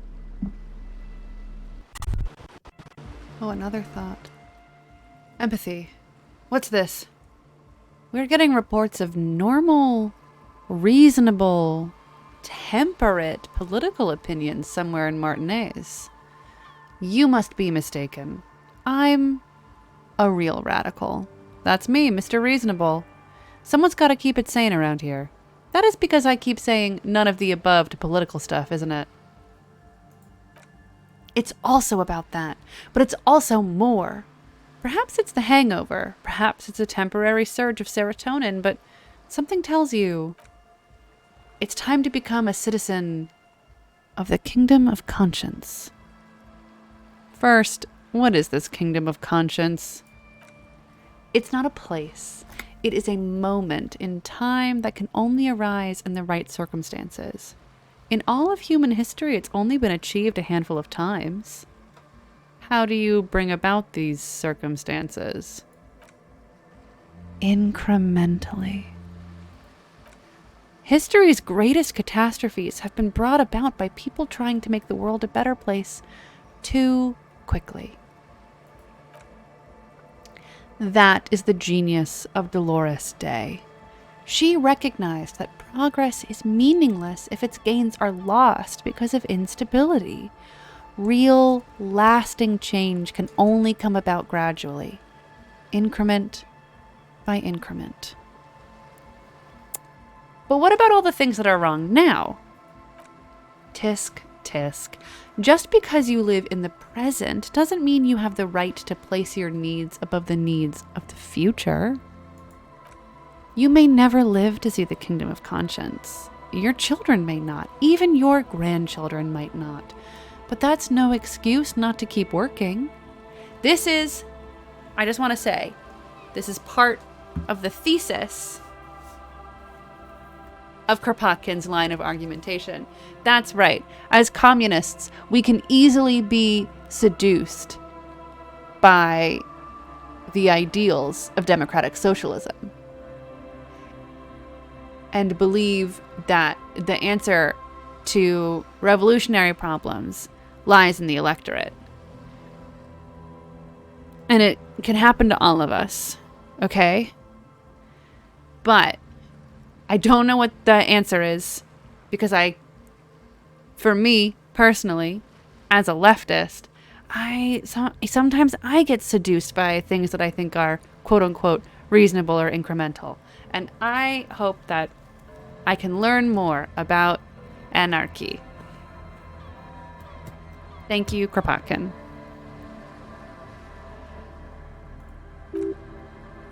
Logic. What rationality? Wait, is the kingdom of conscience really about doing things or just preserving the status quo? Do you believe the status quo is preferable to chaos and bloodshed? This is a leading question, empathy. No, the current status quo is chaos and bloodshed. Then you've never lived through real chaos. Sometimes, in the face of great disaster, defending the status quo is progress. Okay, but what's the kingdom of conscience actually like? The kingdom is difficult to comprehend and even more difficult to describe. Partly because humanity will need to discard many of the categories that define and limit it today. The kingdom of conscience is post-capitalist, post-national. It's also post-industrial, post-ideological, and even post-sexist. Man, it sounds incredible. Allons-y! Let's go there right now. That seems fine. I still want to live for the present, though. Man, that sounds kind of terrible. I don't think I want to be a moralist anymore. Opt out. What you want is immaterial. The kingdom of conscience is coming whether you like it or not. Only very slowly. You missed the reading list? We have. So today's reading list includes Hannah Arendt on the origins of totalitarianism, written by one of the greatest political thinkers of our time. She's credited with the phrase like the good life, like living the good life and what it means to be a citizen. And she has an incredible insight into this as a Jewish refugee. She wrote this great essay called Do Not Call Us Refugees. So kind of about what it is to live in that limbo. And she also wrote Eichhorn in Jerusalem, which is where the phrase banality of evil comes from, which is fantastic. And I've never had my own print copy of this, so that'll be nice. Then I have an edited anthology called Care Ethics in the Age of Precarity, which is a collection of essays that I haven't read yet, but I've been doing a lot of thinking recently about like utopian thinking and like what it means when we talk about utopia and utopia as a product of like maintenance, fixing, care, and like active work. So, you know, the essays in this include things like precarity, precariousness, and disability, neoliberalism, moral precarity, and the crisis of care, vulnerability, precarity, and the ambivalent interventions of empathic care, which is very much like what is going on here in Dinko Elysium. precariousness, precarity, precariat, precarization, and social redundancy. A substantiated map for the ethics of care, etc.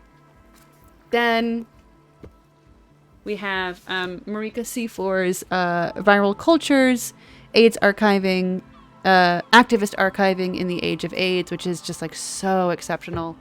As a lot of you know, I do AIDS media history in my day job. And she's just got a really great like rethinking about the way that we talk about AIDS activism, and I think it's really exceptional. Oh, I also recently got Sarah Schulman's For the Record, which is a political history of ACT UP New York, 1987 to 1993. But what I was just referencing I have been getting very Kropotkin-pilled recently. I knew about Kropotkin as like an anarchist and like communist anarchist critic of like Marxism and Marxist-Leninism. And so he has these two books. One is called Mutual Aid, A Factor of Evolution, which is one of his earlier works. He's an evolutionary biologist writing about how like voluntary cooperation and caring for one another is actually inherent in us, and we can turn to the animal kingdom as a way to think about like what utopia could be, or rather like what these like self-sustained communist spaces could be, looking at animals. But the one I'm really excited to read is Kropotkin's The Conquest of Bread, which is about like how you feed a revolution. And Kropotkin's whole thing is believing in the free, self-sufficient anarchic communes possible in anarchy, which is different from Marx's idea of like the working class as the party, and the erosion of like the state and the people, so that like everything is centralized within the state. And Kropotkin is like, no, to be anarchists, we should have like self-sufficient communities within their own spaces. So, just some interesting stuff. Yeah, and Kropotkin is famously like an anti-social Darwinist. Thanks, bud. He was a prince and then rejected the title of prince at the age of 12. And that's my book update.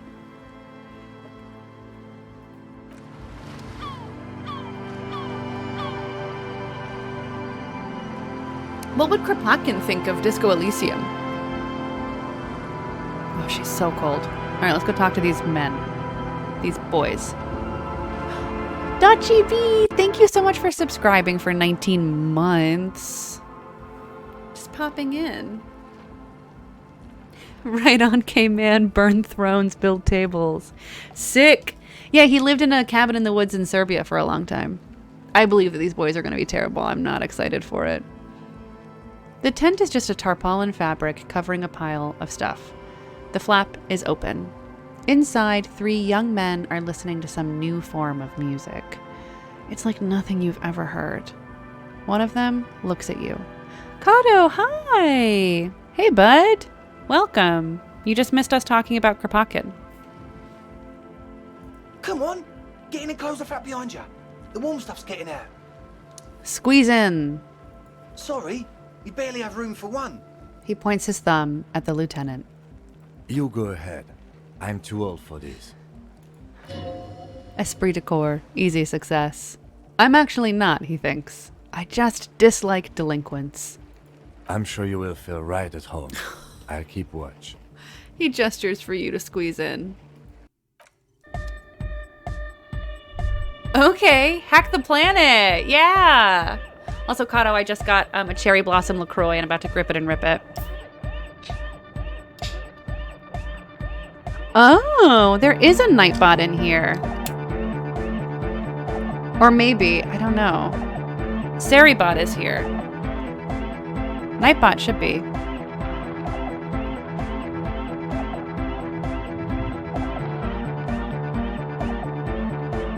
Yeah, Yeah, these are hackers. I'll definitely tweet it. I'll tweet it as part of the reading list that I had before. But you're right, I should make a command. My goodness. All right, a lot to do here. What's my thought, first of all? Canisters filled with what appear to be water. The label says distilled. That wasn't my thought. I clicked on something next to my own. Oh, I'm just circling. I have no thoughts. I just have circles. Oh, Nosafed Ultra. Okay. And what's this? A speaker. The big kind they use for live music. All right, let's talk to these boys. Hibiscus is very good. I like the cherry blossom. It tastes like marshmallows. IMO.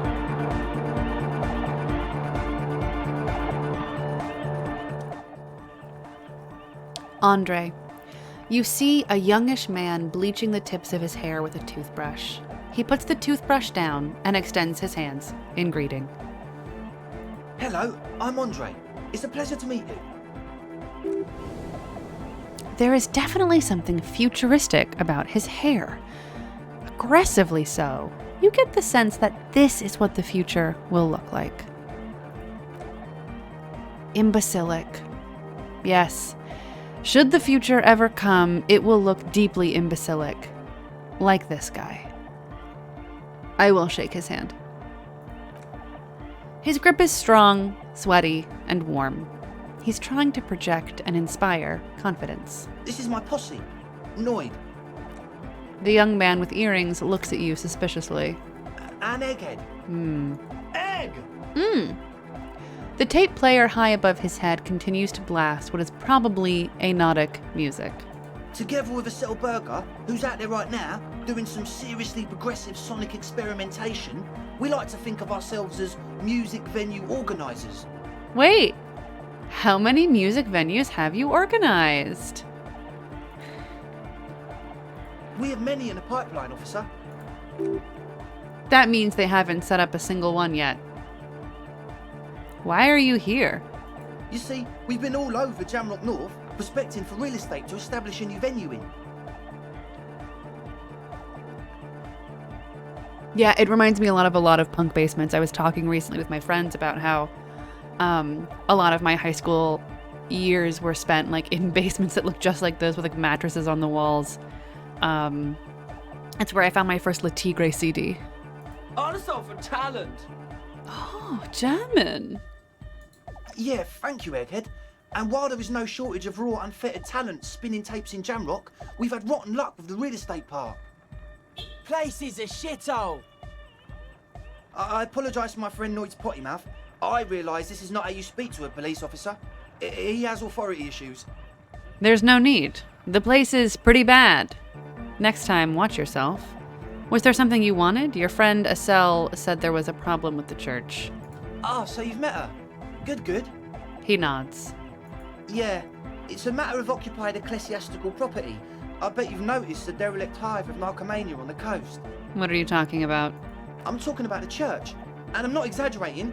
Even a place of spiritual refuge can become a magnet for all sorts of dopeheads and burnouts if left unattended. Dopeheads. Burnouts. He angrily spits on a screw, then starts cleaning it. Well, I'm sad to say, that's exactly what happened. Sad because we were just about to put Martinez on the map with one of the maddest dance clubs in Jamrock. Nah, strike that, in Reversholt.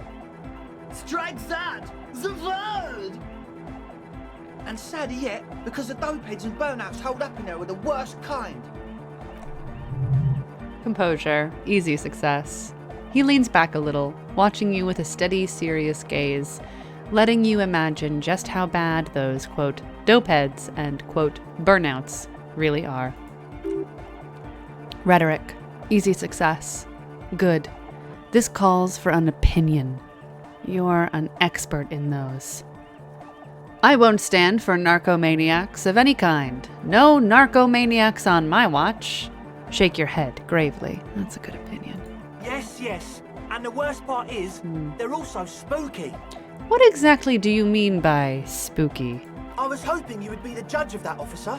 All I can say is, Their spookiness is the kind that keeps us from restoring this church into a community centre and a place of spiritual refuge. Also, they don't eat or clean the building. Shit's gonna collapse. People just want to spin tapes without them spooking it up. Place has bad signs. No one can dance like that. Thank you, Egghead. So you're gonna look into it, right? It should be a police matter. Getting them out. Whatever spooky stuff they're doing, I'm sure it's not what the Ecclesiastes meant their property for. I'll look into it. Tell me more. All right, man. He claps his hands enthusiastically. Empathy. Easy success. Andre is obviously very happy you took him seriously. The whole tent is. The boys exchange giddy looks. What's the status of the church? I haven't gotten inside the building yet. Who exactly are these people inside the church? You mentioned some kind Ecclesiastes own the church. Who are these Ecclesiastes? I want to ask you about this tent full of equipment. That's it for now. Start at the top, work our way down. I asked Noid to install a measure against more drifters wandering in. A padlock. It's a temporary fix. Just something to contain the situation. I had to do it in an hurry. Not my best work, but it should hold for a while. What about the key? Of course. Noid, give the officer the key. All right. Oh, man. The speed freak dips into his belt pack and produces a yellow key. He then makes a sudden, cool, infused move, tossing it in your general direction. Okay. This is a reaction speed. A test? We can meditate. So that's going to be a Motorix push. So let's go ahead. We're going to vote for Motorix and take away from intellect. Off we go.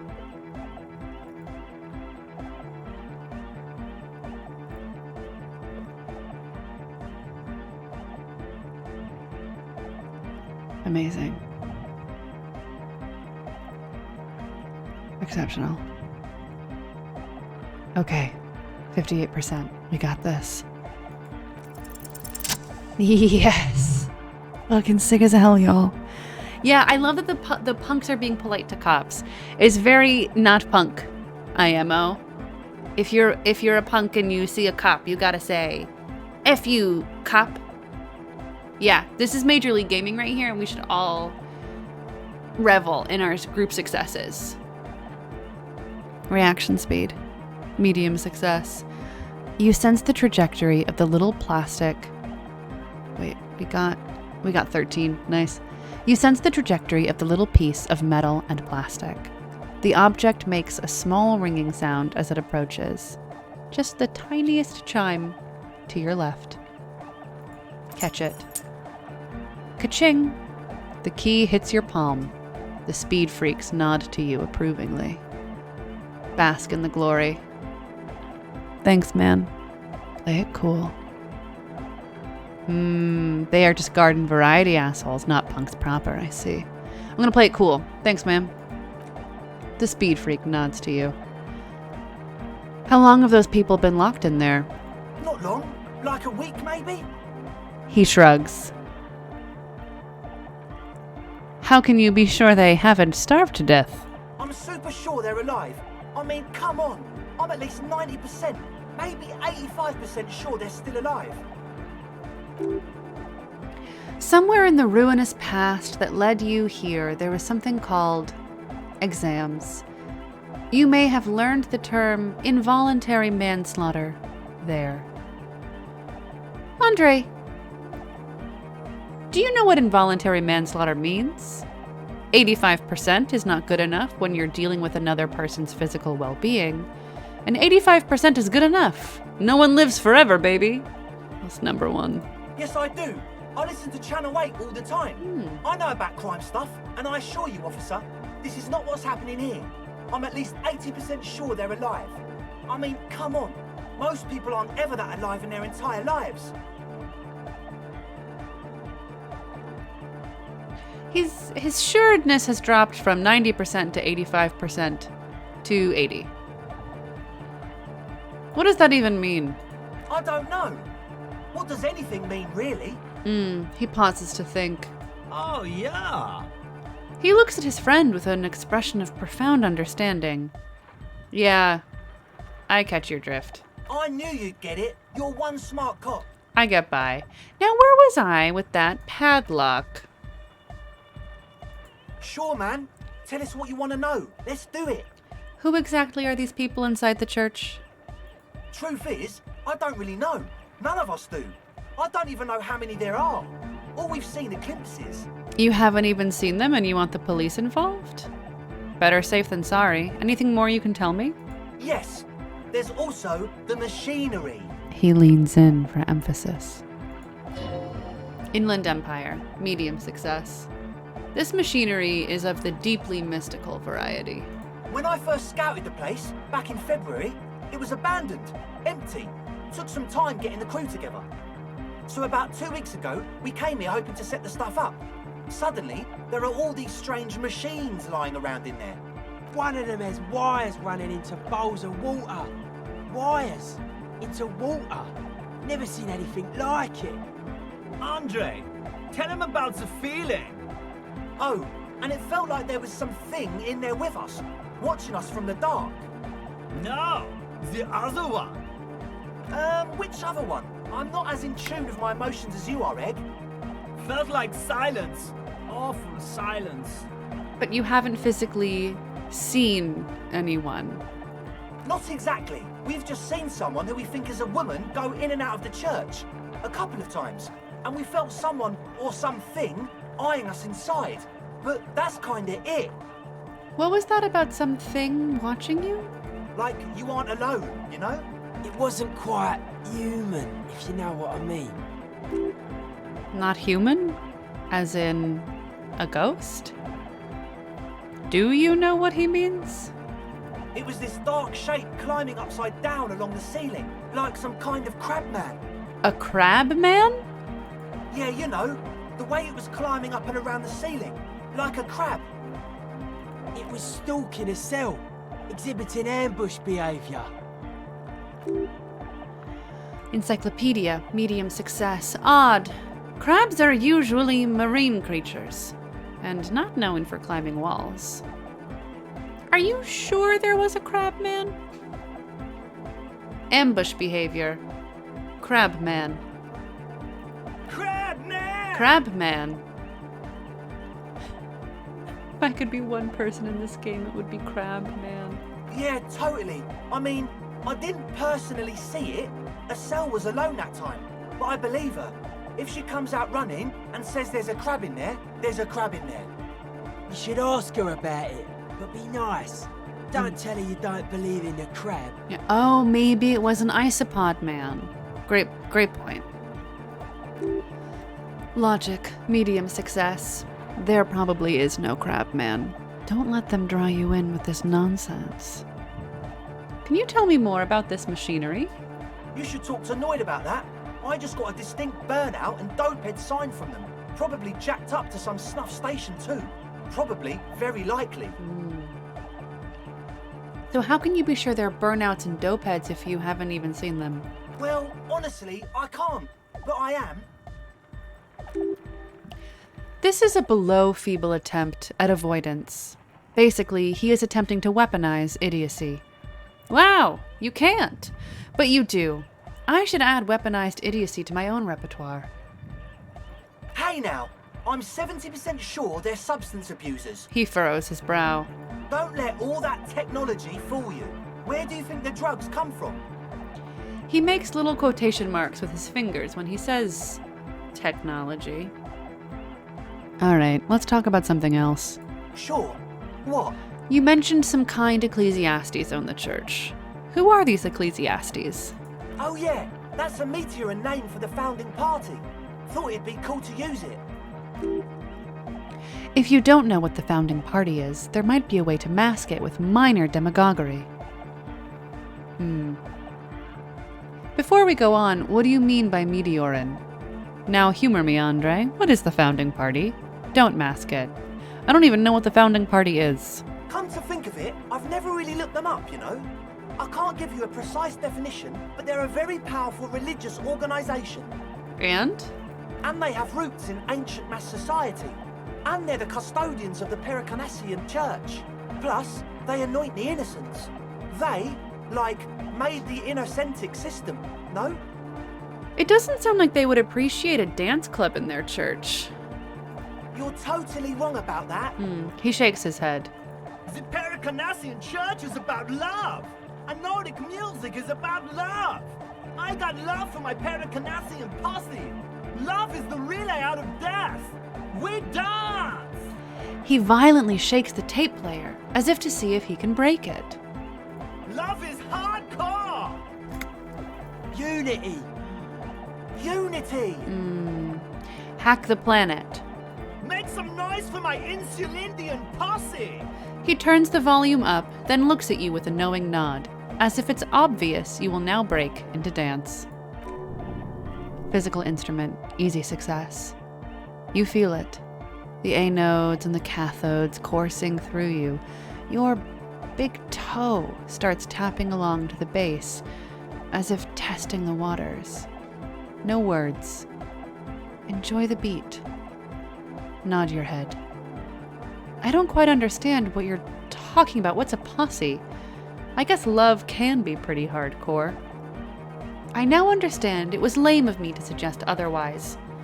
Anodic music is about love, and so is the Pericanassian Church. No, this is too much. No sane organization would want this level of absurdity in their church. Feels good. What's a posse? Your posse's like your people, man. Like you got your cup posse. You look out for each other and you party together. That's a posse. Esprit de corps. Formidable failure. And where is your posse, detective? Nothing comes to you. The world is silent. Ouch. It sounds like you're just saying random things. Love, posse, make noise. Are we? He looks at you mysteriously. Yeah! The one with the large head really enjoys it when his friend gets mysterious. I guess love can be pretty hardcore. Oh yeah, it can. He's coming around. You're getting it. He nods at his friend, then turns to you with a mischievous grin. I now understand. It was lame of me to suggest otherwise. Yeah! Yakokata, the place to be. I'm digging these dancing emojis in chat. He seems ecstatic that you share his vision of Pericanassianism. Do it for the masses. Do it for the crew. Even my little ghost. My little fatal frame ghost from Halistream. His friend forms a fist with a screwdriver still in his hand. Approvingly so. Yeah, little dance. Little dancing guys. I didn't want to say it, but it was pretty lame of you to imply otherwise. Anyway, you got more questions? The one with the large head is still looking at you, nodding his head, waiting for your body to start moving. I wanted to ask you about this tent full of equipment. Yes. What? I see you brought your own water. Yeah. Good to have, bitch to carry. When I first scouted the place, I did some reconnaissance. I'm not sure the church even has running water. And it's distilled, too. Oh, He doesn't know what to say. it's the one they sell at the fuel station. Drama, medium success. It's like he's lying to you, my liege. But he's slippery enough that there's nothing for you to grab hold of. What's with all the Nosafed? The what now? Point at the bottles of nasal spray in the corner. The Nosafed Ultra. You have a lot of it lying around. Oh, the old Ultra. He's like an actor, looking to the souffleur for his line. I have a major sinus infection, stuffy nose. We all do. Shit's all blasted up. Winter, can't even breathe. You sound fine to me. Yes, that's all Nosafed's doing. Without the Nosa, I'd be drowning in shit right now. He nods energetically. Nosafed is the shit. Can I have some? I have some nose problems too. Good. Now onto the next thing. What do I use for my health? It's not Nosafed, is it? Good. Now on to the next thing. Yes. What? All right. Enough of this.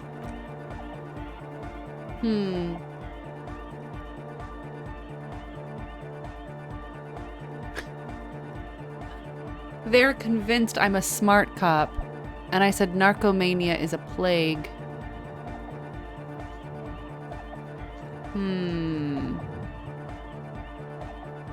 I can't manage this, but I might as well try. I don't think there's any point in meditating on this because my logic is so high. That's not gonna go well. Yeah. Well, first of all, you're a smart cop. And a smart cop like you would understand if something wasn't quite right, so this should be easy. Indeed. So one of them came upon the abandoned church. They wanted to turn it into a club for dance music, but agents of narcomania have overrun it.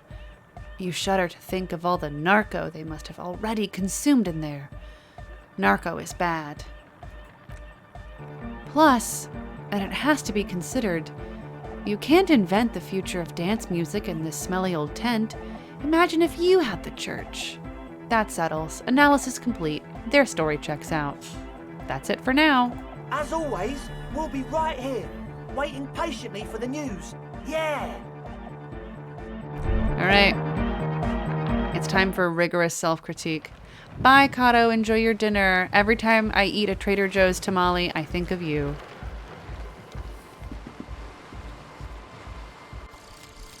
Rigorous self-critique.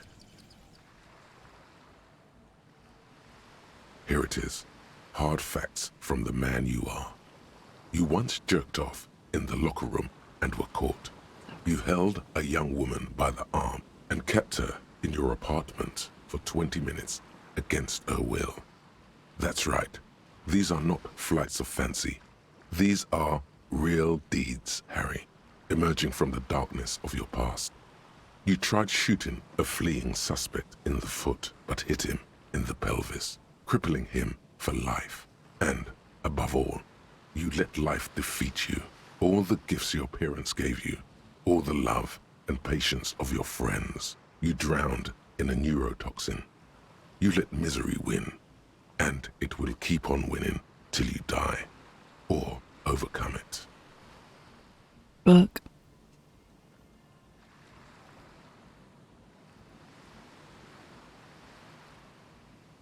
Huh. Interesting. When I fail a red check, it heals me. Yeah.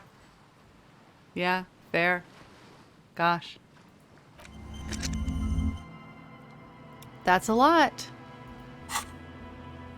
Club the Ravers, start a nightclub.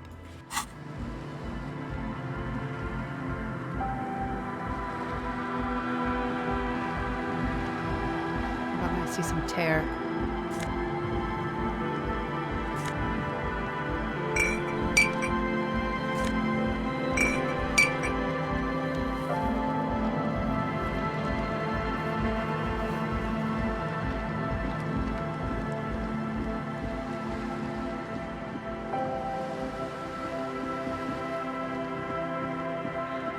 Goodbye. It's 1 a.m. It's time for bed.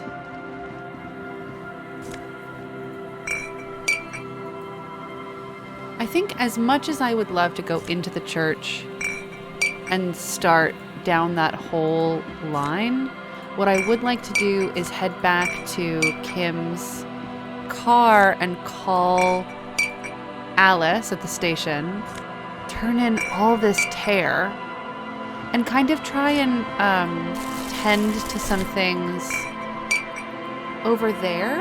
And then I think I'm going to call it 2 after that. I mean, that's still a solid chunk of time. But I'm feeling kind of sleepy.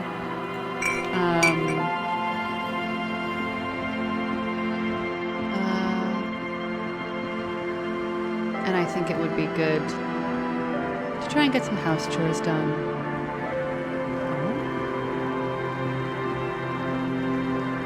Oh. Full of holes. Could the posts hide treasure? Look inside. Oh, they do hide treasure. Oh, they hide some liquor. Okay. Some money. Some money. Some money. Some magnesium. And some money. Oh, and then this one.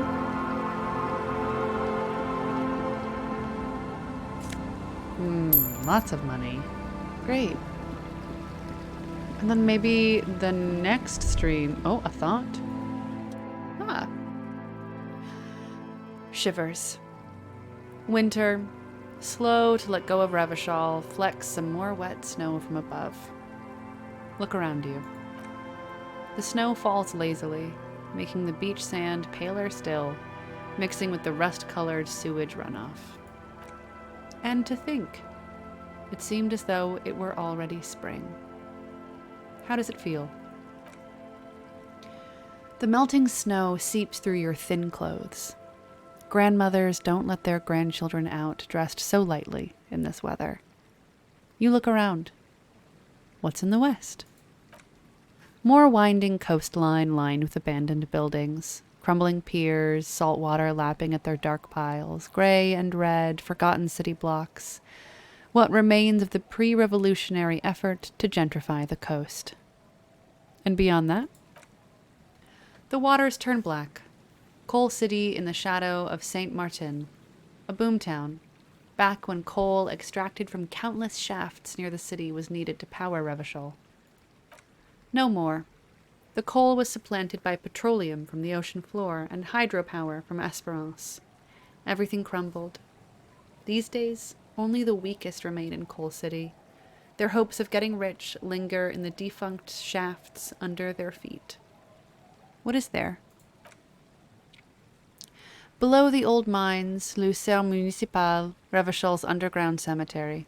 Les Petits Rats brave the underground passageways trying to get to Les Royaumes. Les Royaumes. Where the Philippian kings were interred. I see. With their doctors and their admirals, mausoleums, burial chambers. Leaf gold still remains on the double door of the morning. Les Petits Rats? Children under 14. They go underground looking for artifacts to sell to foreign museums and for fabled relics. Their parents let them. They go deeper. Deeper. After rubies, melchiorite, lapis lazuli, plundered from the Safre and Sol during the time of the suzerain. In the burial chambers of the kings, Grand Old Philippe, Guillaume II, and even in the mausoleum of Philippe the Opulent. 2 kilometers underground in a winding shaft along whose walls mirrors have been placed, so that daylight may eternally fall upon the richest of all the kings, just like in The Mummy. The mausoleum contains untold quantities of gold, and that special purest of the pure, magenta cocaine, favored by Revacholian royalty.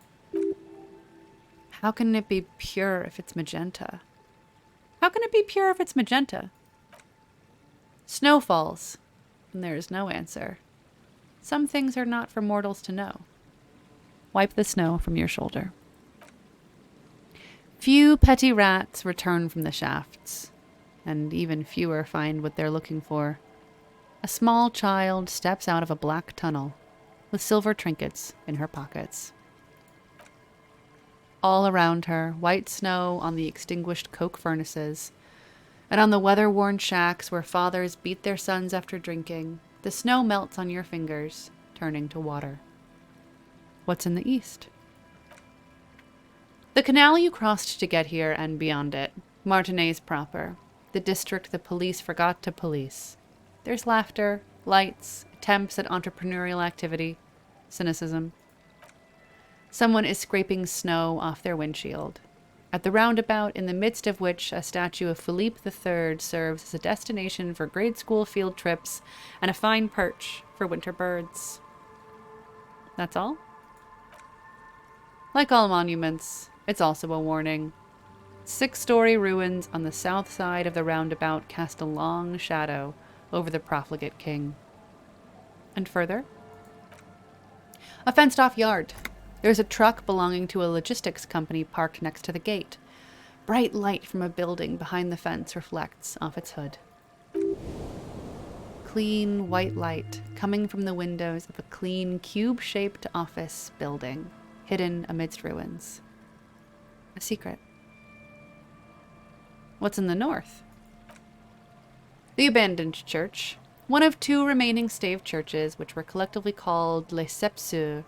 The other 6 sisters were destroyed during the Revolution. And further north? A serpentine strip of land weaving its way into the Martinez Inlet. Unfortunates on the run, from the law, from themselves, sometimes hide out on nearby islets. Little dots in the ocean that are occasionally submerged when the tide is high and the weather foul. And on the islets? The remains of a camp on a jagged piece of rock, a tent, old dishes, and cutlery, long since abandoned. Bye, Nora. A hermit crab scuttles along the debris, looking for a new shell. Further out, the lights burn bright on the Resurrection, way beyond Martinez, a popular spa destination for ample-bodied ozone kids with equally ample pockets. And on the other side of the inlet? Then there's ozone, but the snow falls too thick. You cannot see that far. Before that, before the curtains are drawn, the Bay of Revachol, vastness, great depth, over 1,200 meters at its deepest. Water, air brinier than here. It is crisscrossed by huge cargo ships bearing company logos. Wild pines, Zam, Morian. And at the farthest reaches of the Bay of Revachol, the shadow of Coalition warship Archer on perpetual patrol duty, ready to unleash artillery fire if you were to rise up against the market. You shudder. What's in the south? The raised motorway, 881, separating Martinez from Jamrock. Vehicles whoosh past one another day and night, while those who reside in the labyrinthian alleyways beneath the motorway attempt to carry on with their lives in the snow and the slush. And south of the 881 is the Pox. The Pox was once a park, a place for reflection and recuperation for the patients of the old military hospital. In the 1920s, it was used as a quarantine center during a measles outbreak that killed many children. Most everyone has avoided the hospital and surrounding park ever since. The Pox is completely wild now. Evergreen thickets covered in snow and industrial dust. Feral dogs and even wolves roaming in packs. The police try to keep the deepest corners cordoned off. But still. Heavy drug users do slip through and hole up in the old military hospital, hoping to find something to get high on amongst the hastily abandoned supplies. Or just to overdose in peace. Further south. A line of motor garages with armored carapaces, hunched in the cold. A mechanic is hard at work, patching up bullet holes in the side of a Capri 40. These are the garages of Precinct 41. Snow settles on the roof of the repurposed silk mill that serves as your station. Shivering RCM personnel hurry in and out of the main entrance. Around you, the snow continues to fall. To the west, the ocean swells. No, it was home. I want more. The stairs descend to central Jamrock. A man named Kuklov has a snow-covered stall there in the market across the bridge. He sells kebab, infested with fly larvae, to your colleagues who believe eating it will make them immune to food poisoning. Snow falls on the utility district, the library, the florist, the Saramizerian restaurant that holds homemade wine, and also on the brothels and drug dens and the chop shops of the Zemliaki. All of this built around a lake that formed in a meteorite strike. At the center of this lake there is a little ship, There are lights at the bottom of its hull. They are lights directed toward the seafloor, looking for something like whiskers. For what? A chill comes over you, crawling down your back. The sand under your feet is wet. Somewhere in the south, tarpaulin flap in the wind. What's above? More coalition aerostatics. Occasionally, lights flash as they maneuver through the falling snow. One large airship carries crates in its belly. What's below me? Layer upon layer of sand, poisoned with industrial runoff. The storm drainage, hidden bunkers, rat scuttle. Tell me of the secrets. Tell me a secret of the sands, wind. Someone's stuffed a big old polar anorak into a concrete pipe under the boardwalk. It would probably keep you warm. You will probably never happen across it, but who knows? Someone stuffed a big old polar anorak into a concrete pipe under the boardwalk. Stomp your feet for warmth, brushing off the snow. We should keep moving. Who knows when the snow will let up. Whew! That was a long one. You got it. Can I use my... Ah, yes. I'd like to use my map of Martinaise. Oh, I think I do that right here. Yeah, I can travel to the Martinaise waterfront. Yeah, perfect.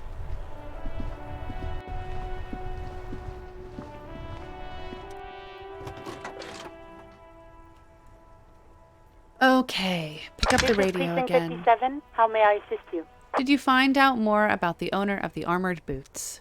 Sorry, sir. I still haven't heard back from the database people. Try calling again later. Is Maybe I there already anything did else that I this can do for morning. you? I'm done now. 57, over and out. Okay, and then let's run to drop off all this tear. And then we'll call it. I'm sleepy. Freet.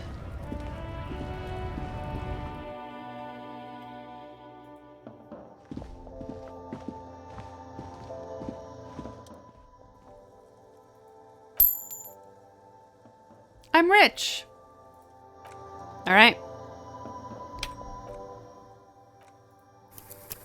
So I'll go ahead and save the game. Ooh, I'm sleepy. Thank you all so much. For coming out to the stream. I'm gonna go have a little snack, maybe drink a little tea. Yeah, absolutely. And then I will be back streaming definitely 1 week from today on Sunday. And if I stream at any other day in between, whether that's like, if I wanted to do a Memorial Day stream, I probably won't. But if I do, for instance, I would tweet about that. So go ahead, follow me on Twitter, twitter.com/capamkapow. We got good stuff coming up. So I'm stoked for it. Thank you all for hanging out. Have a wonderful day, evening, afternoon, morning, wherever you are. Have a good one, and I will catch you next time. All right, bye.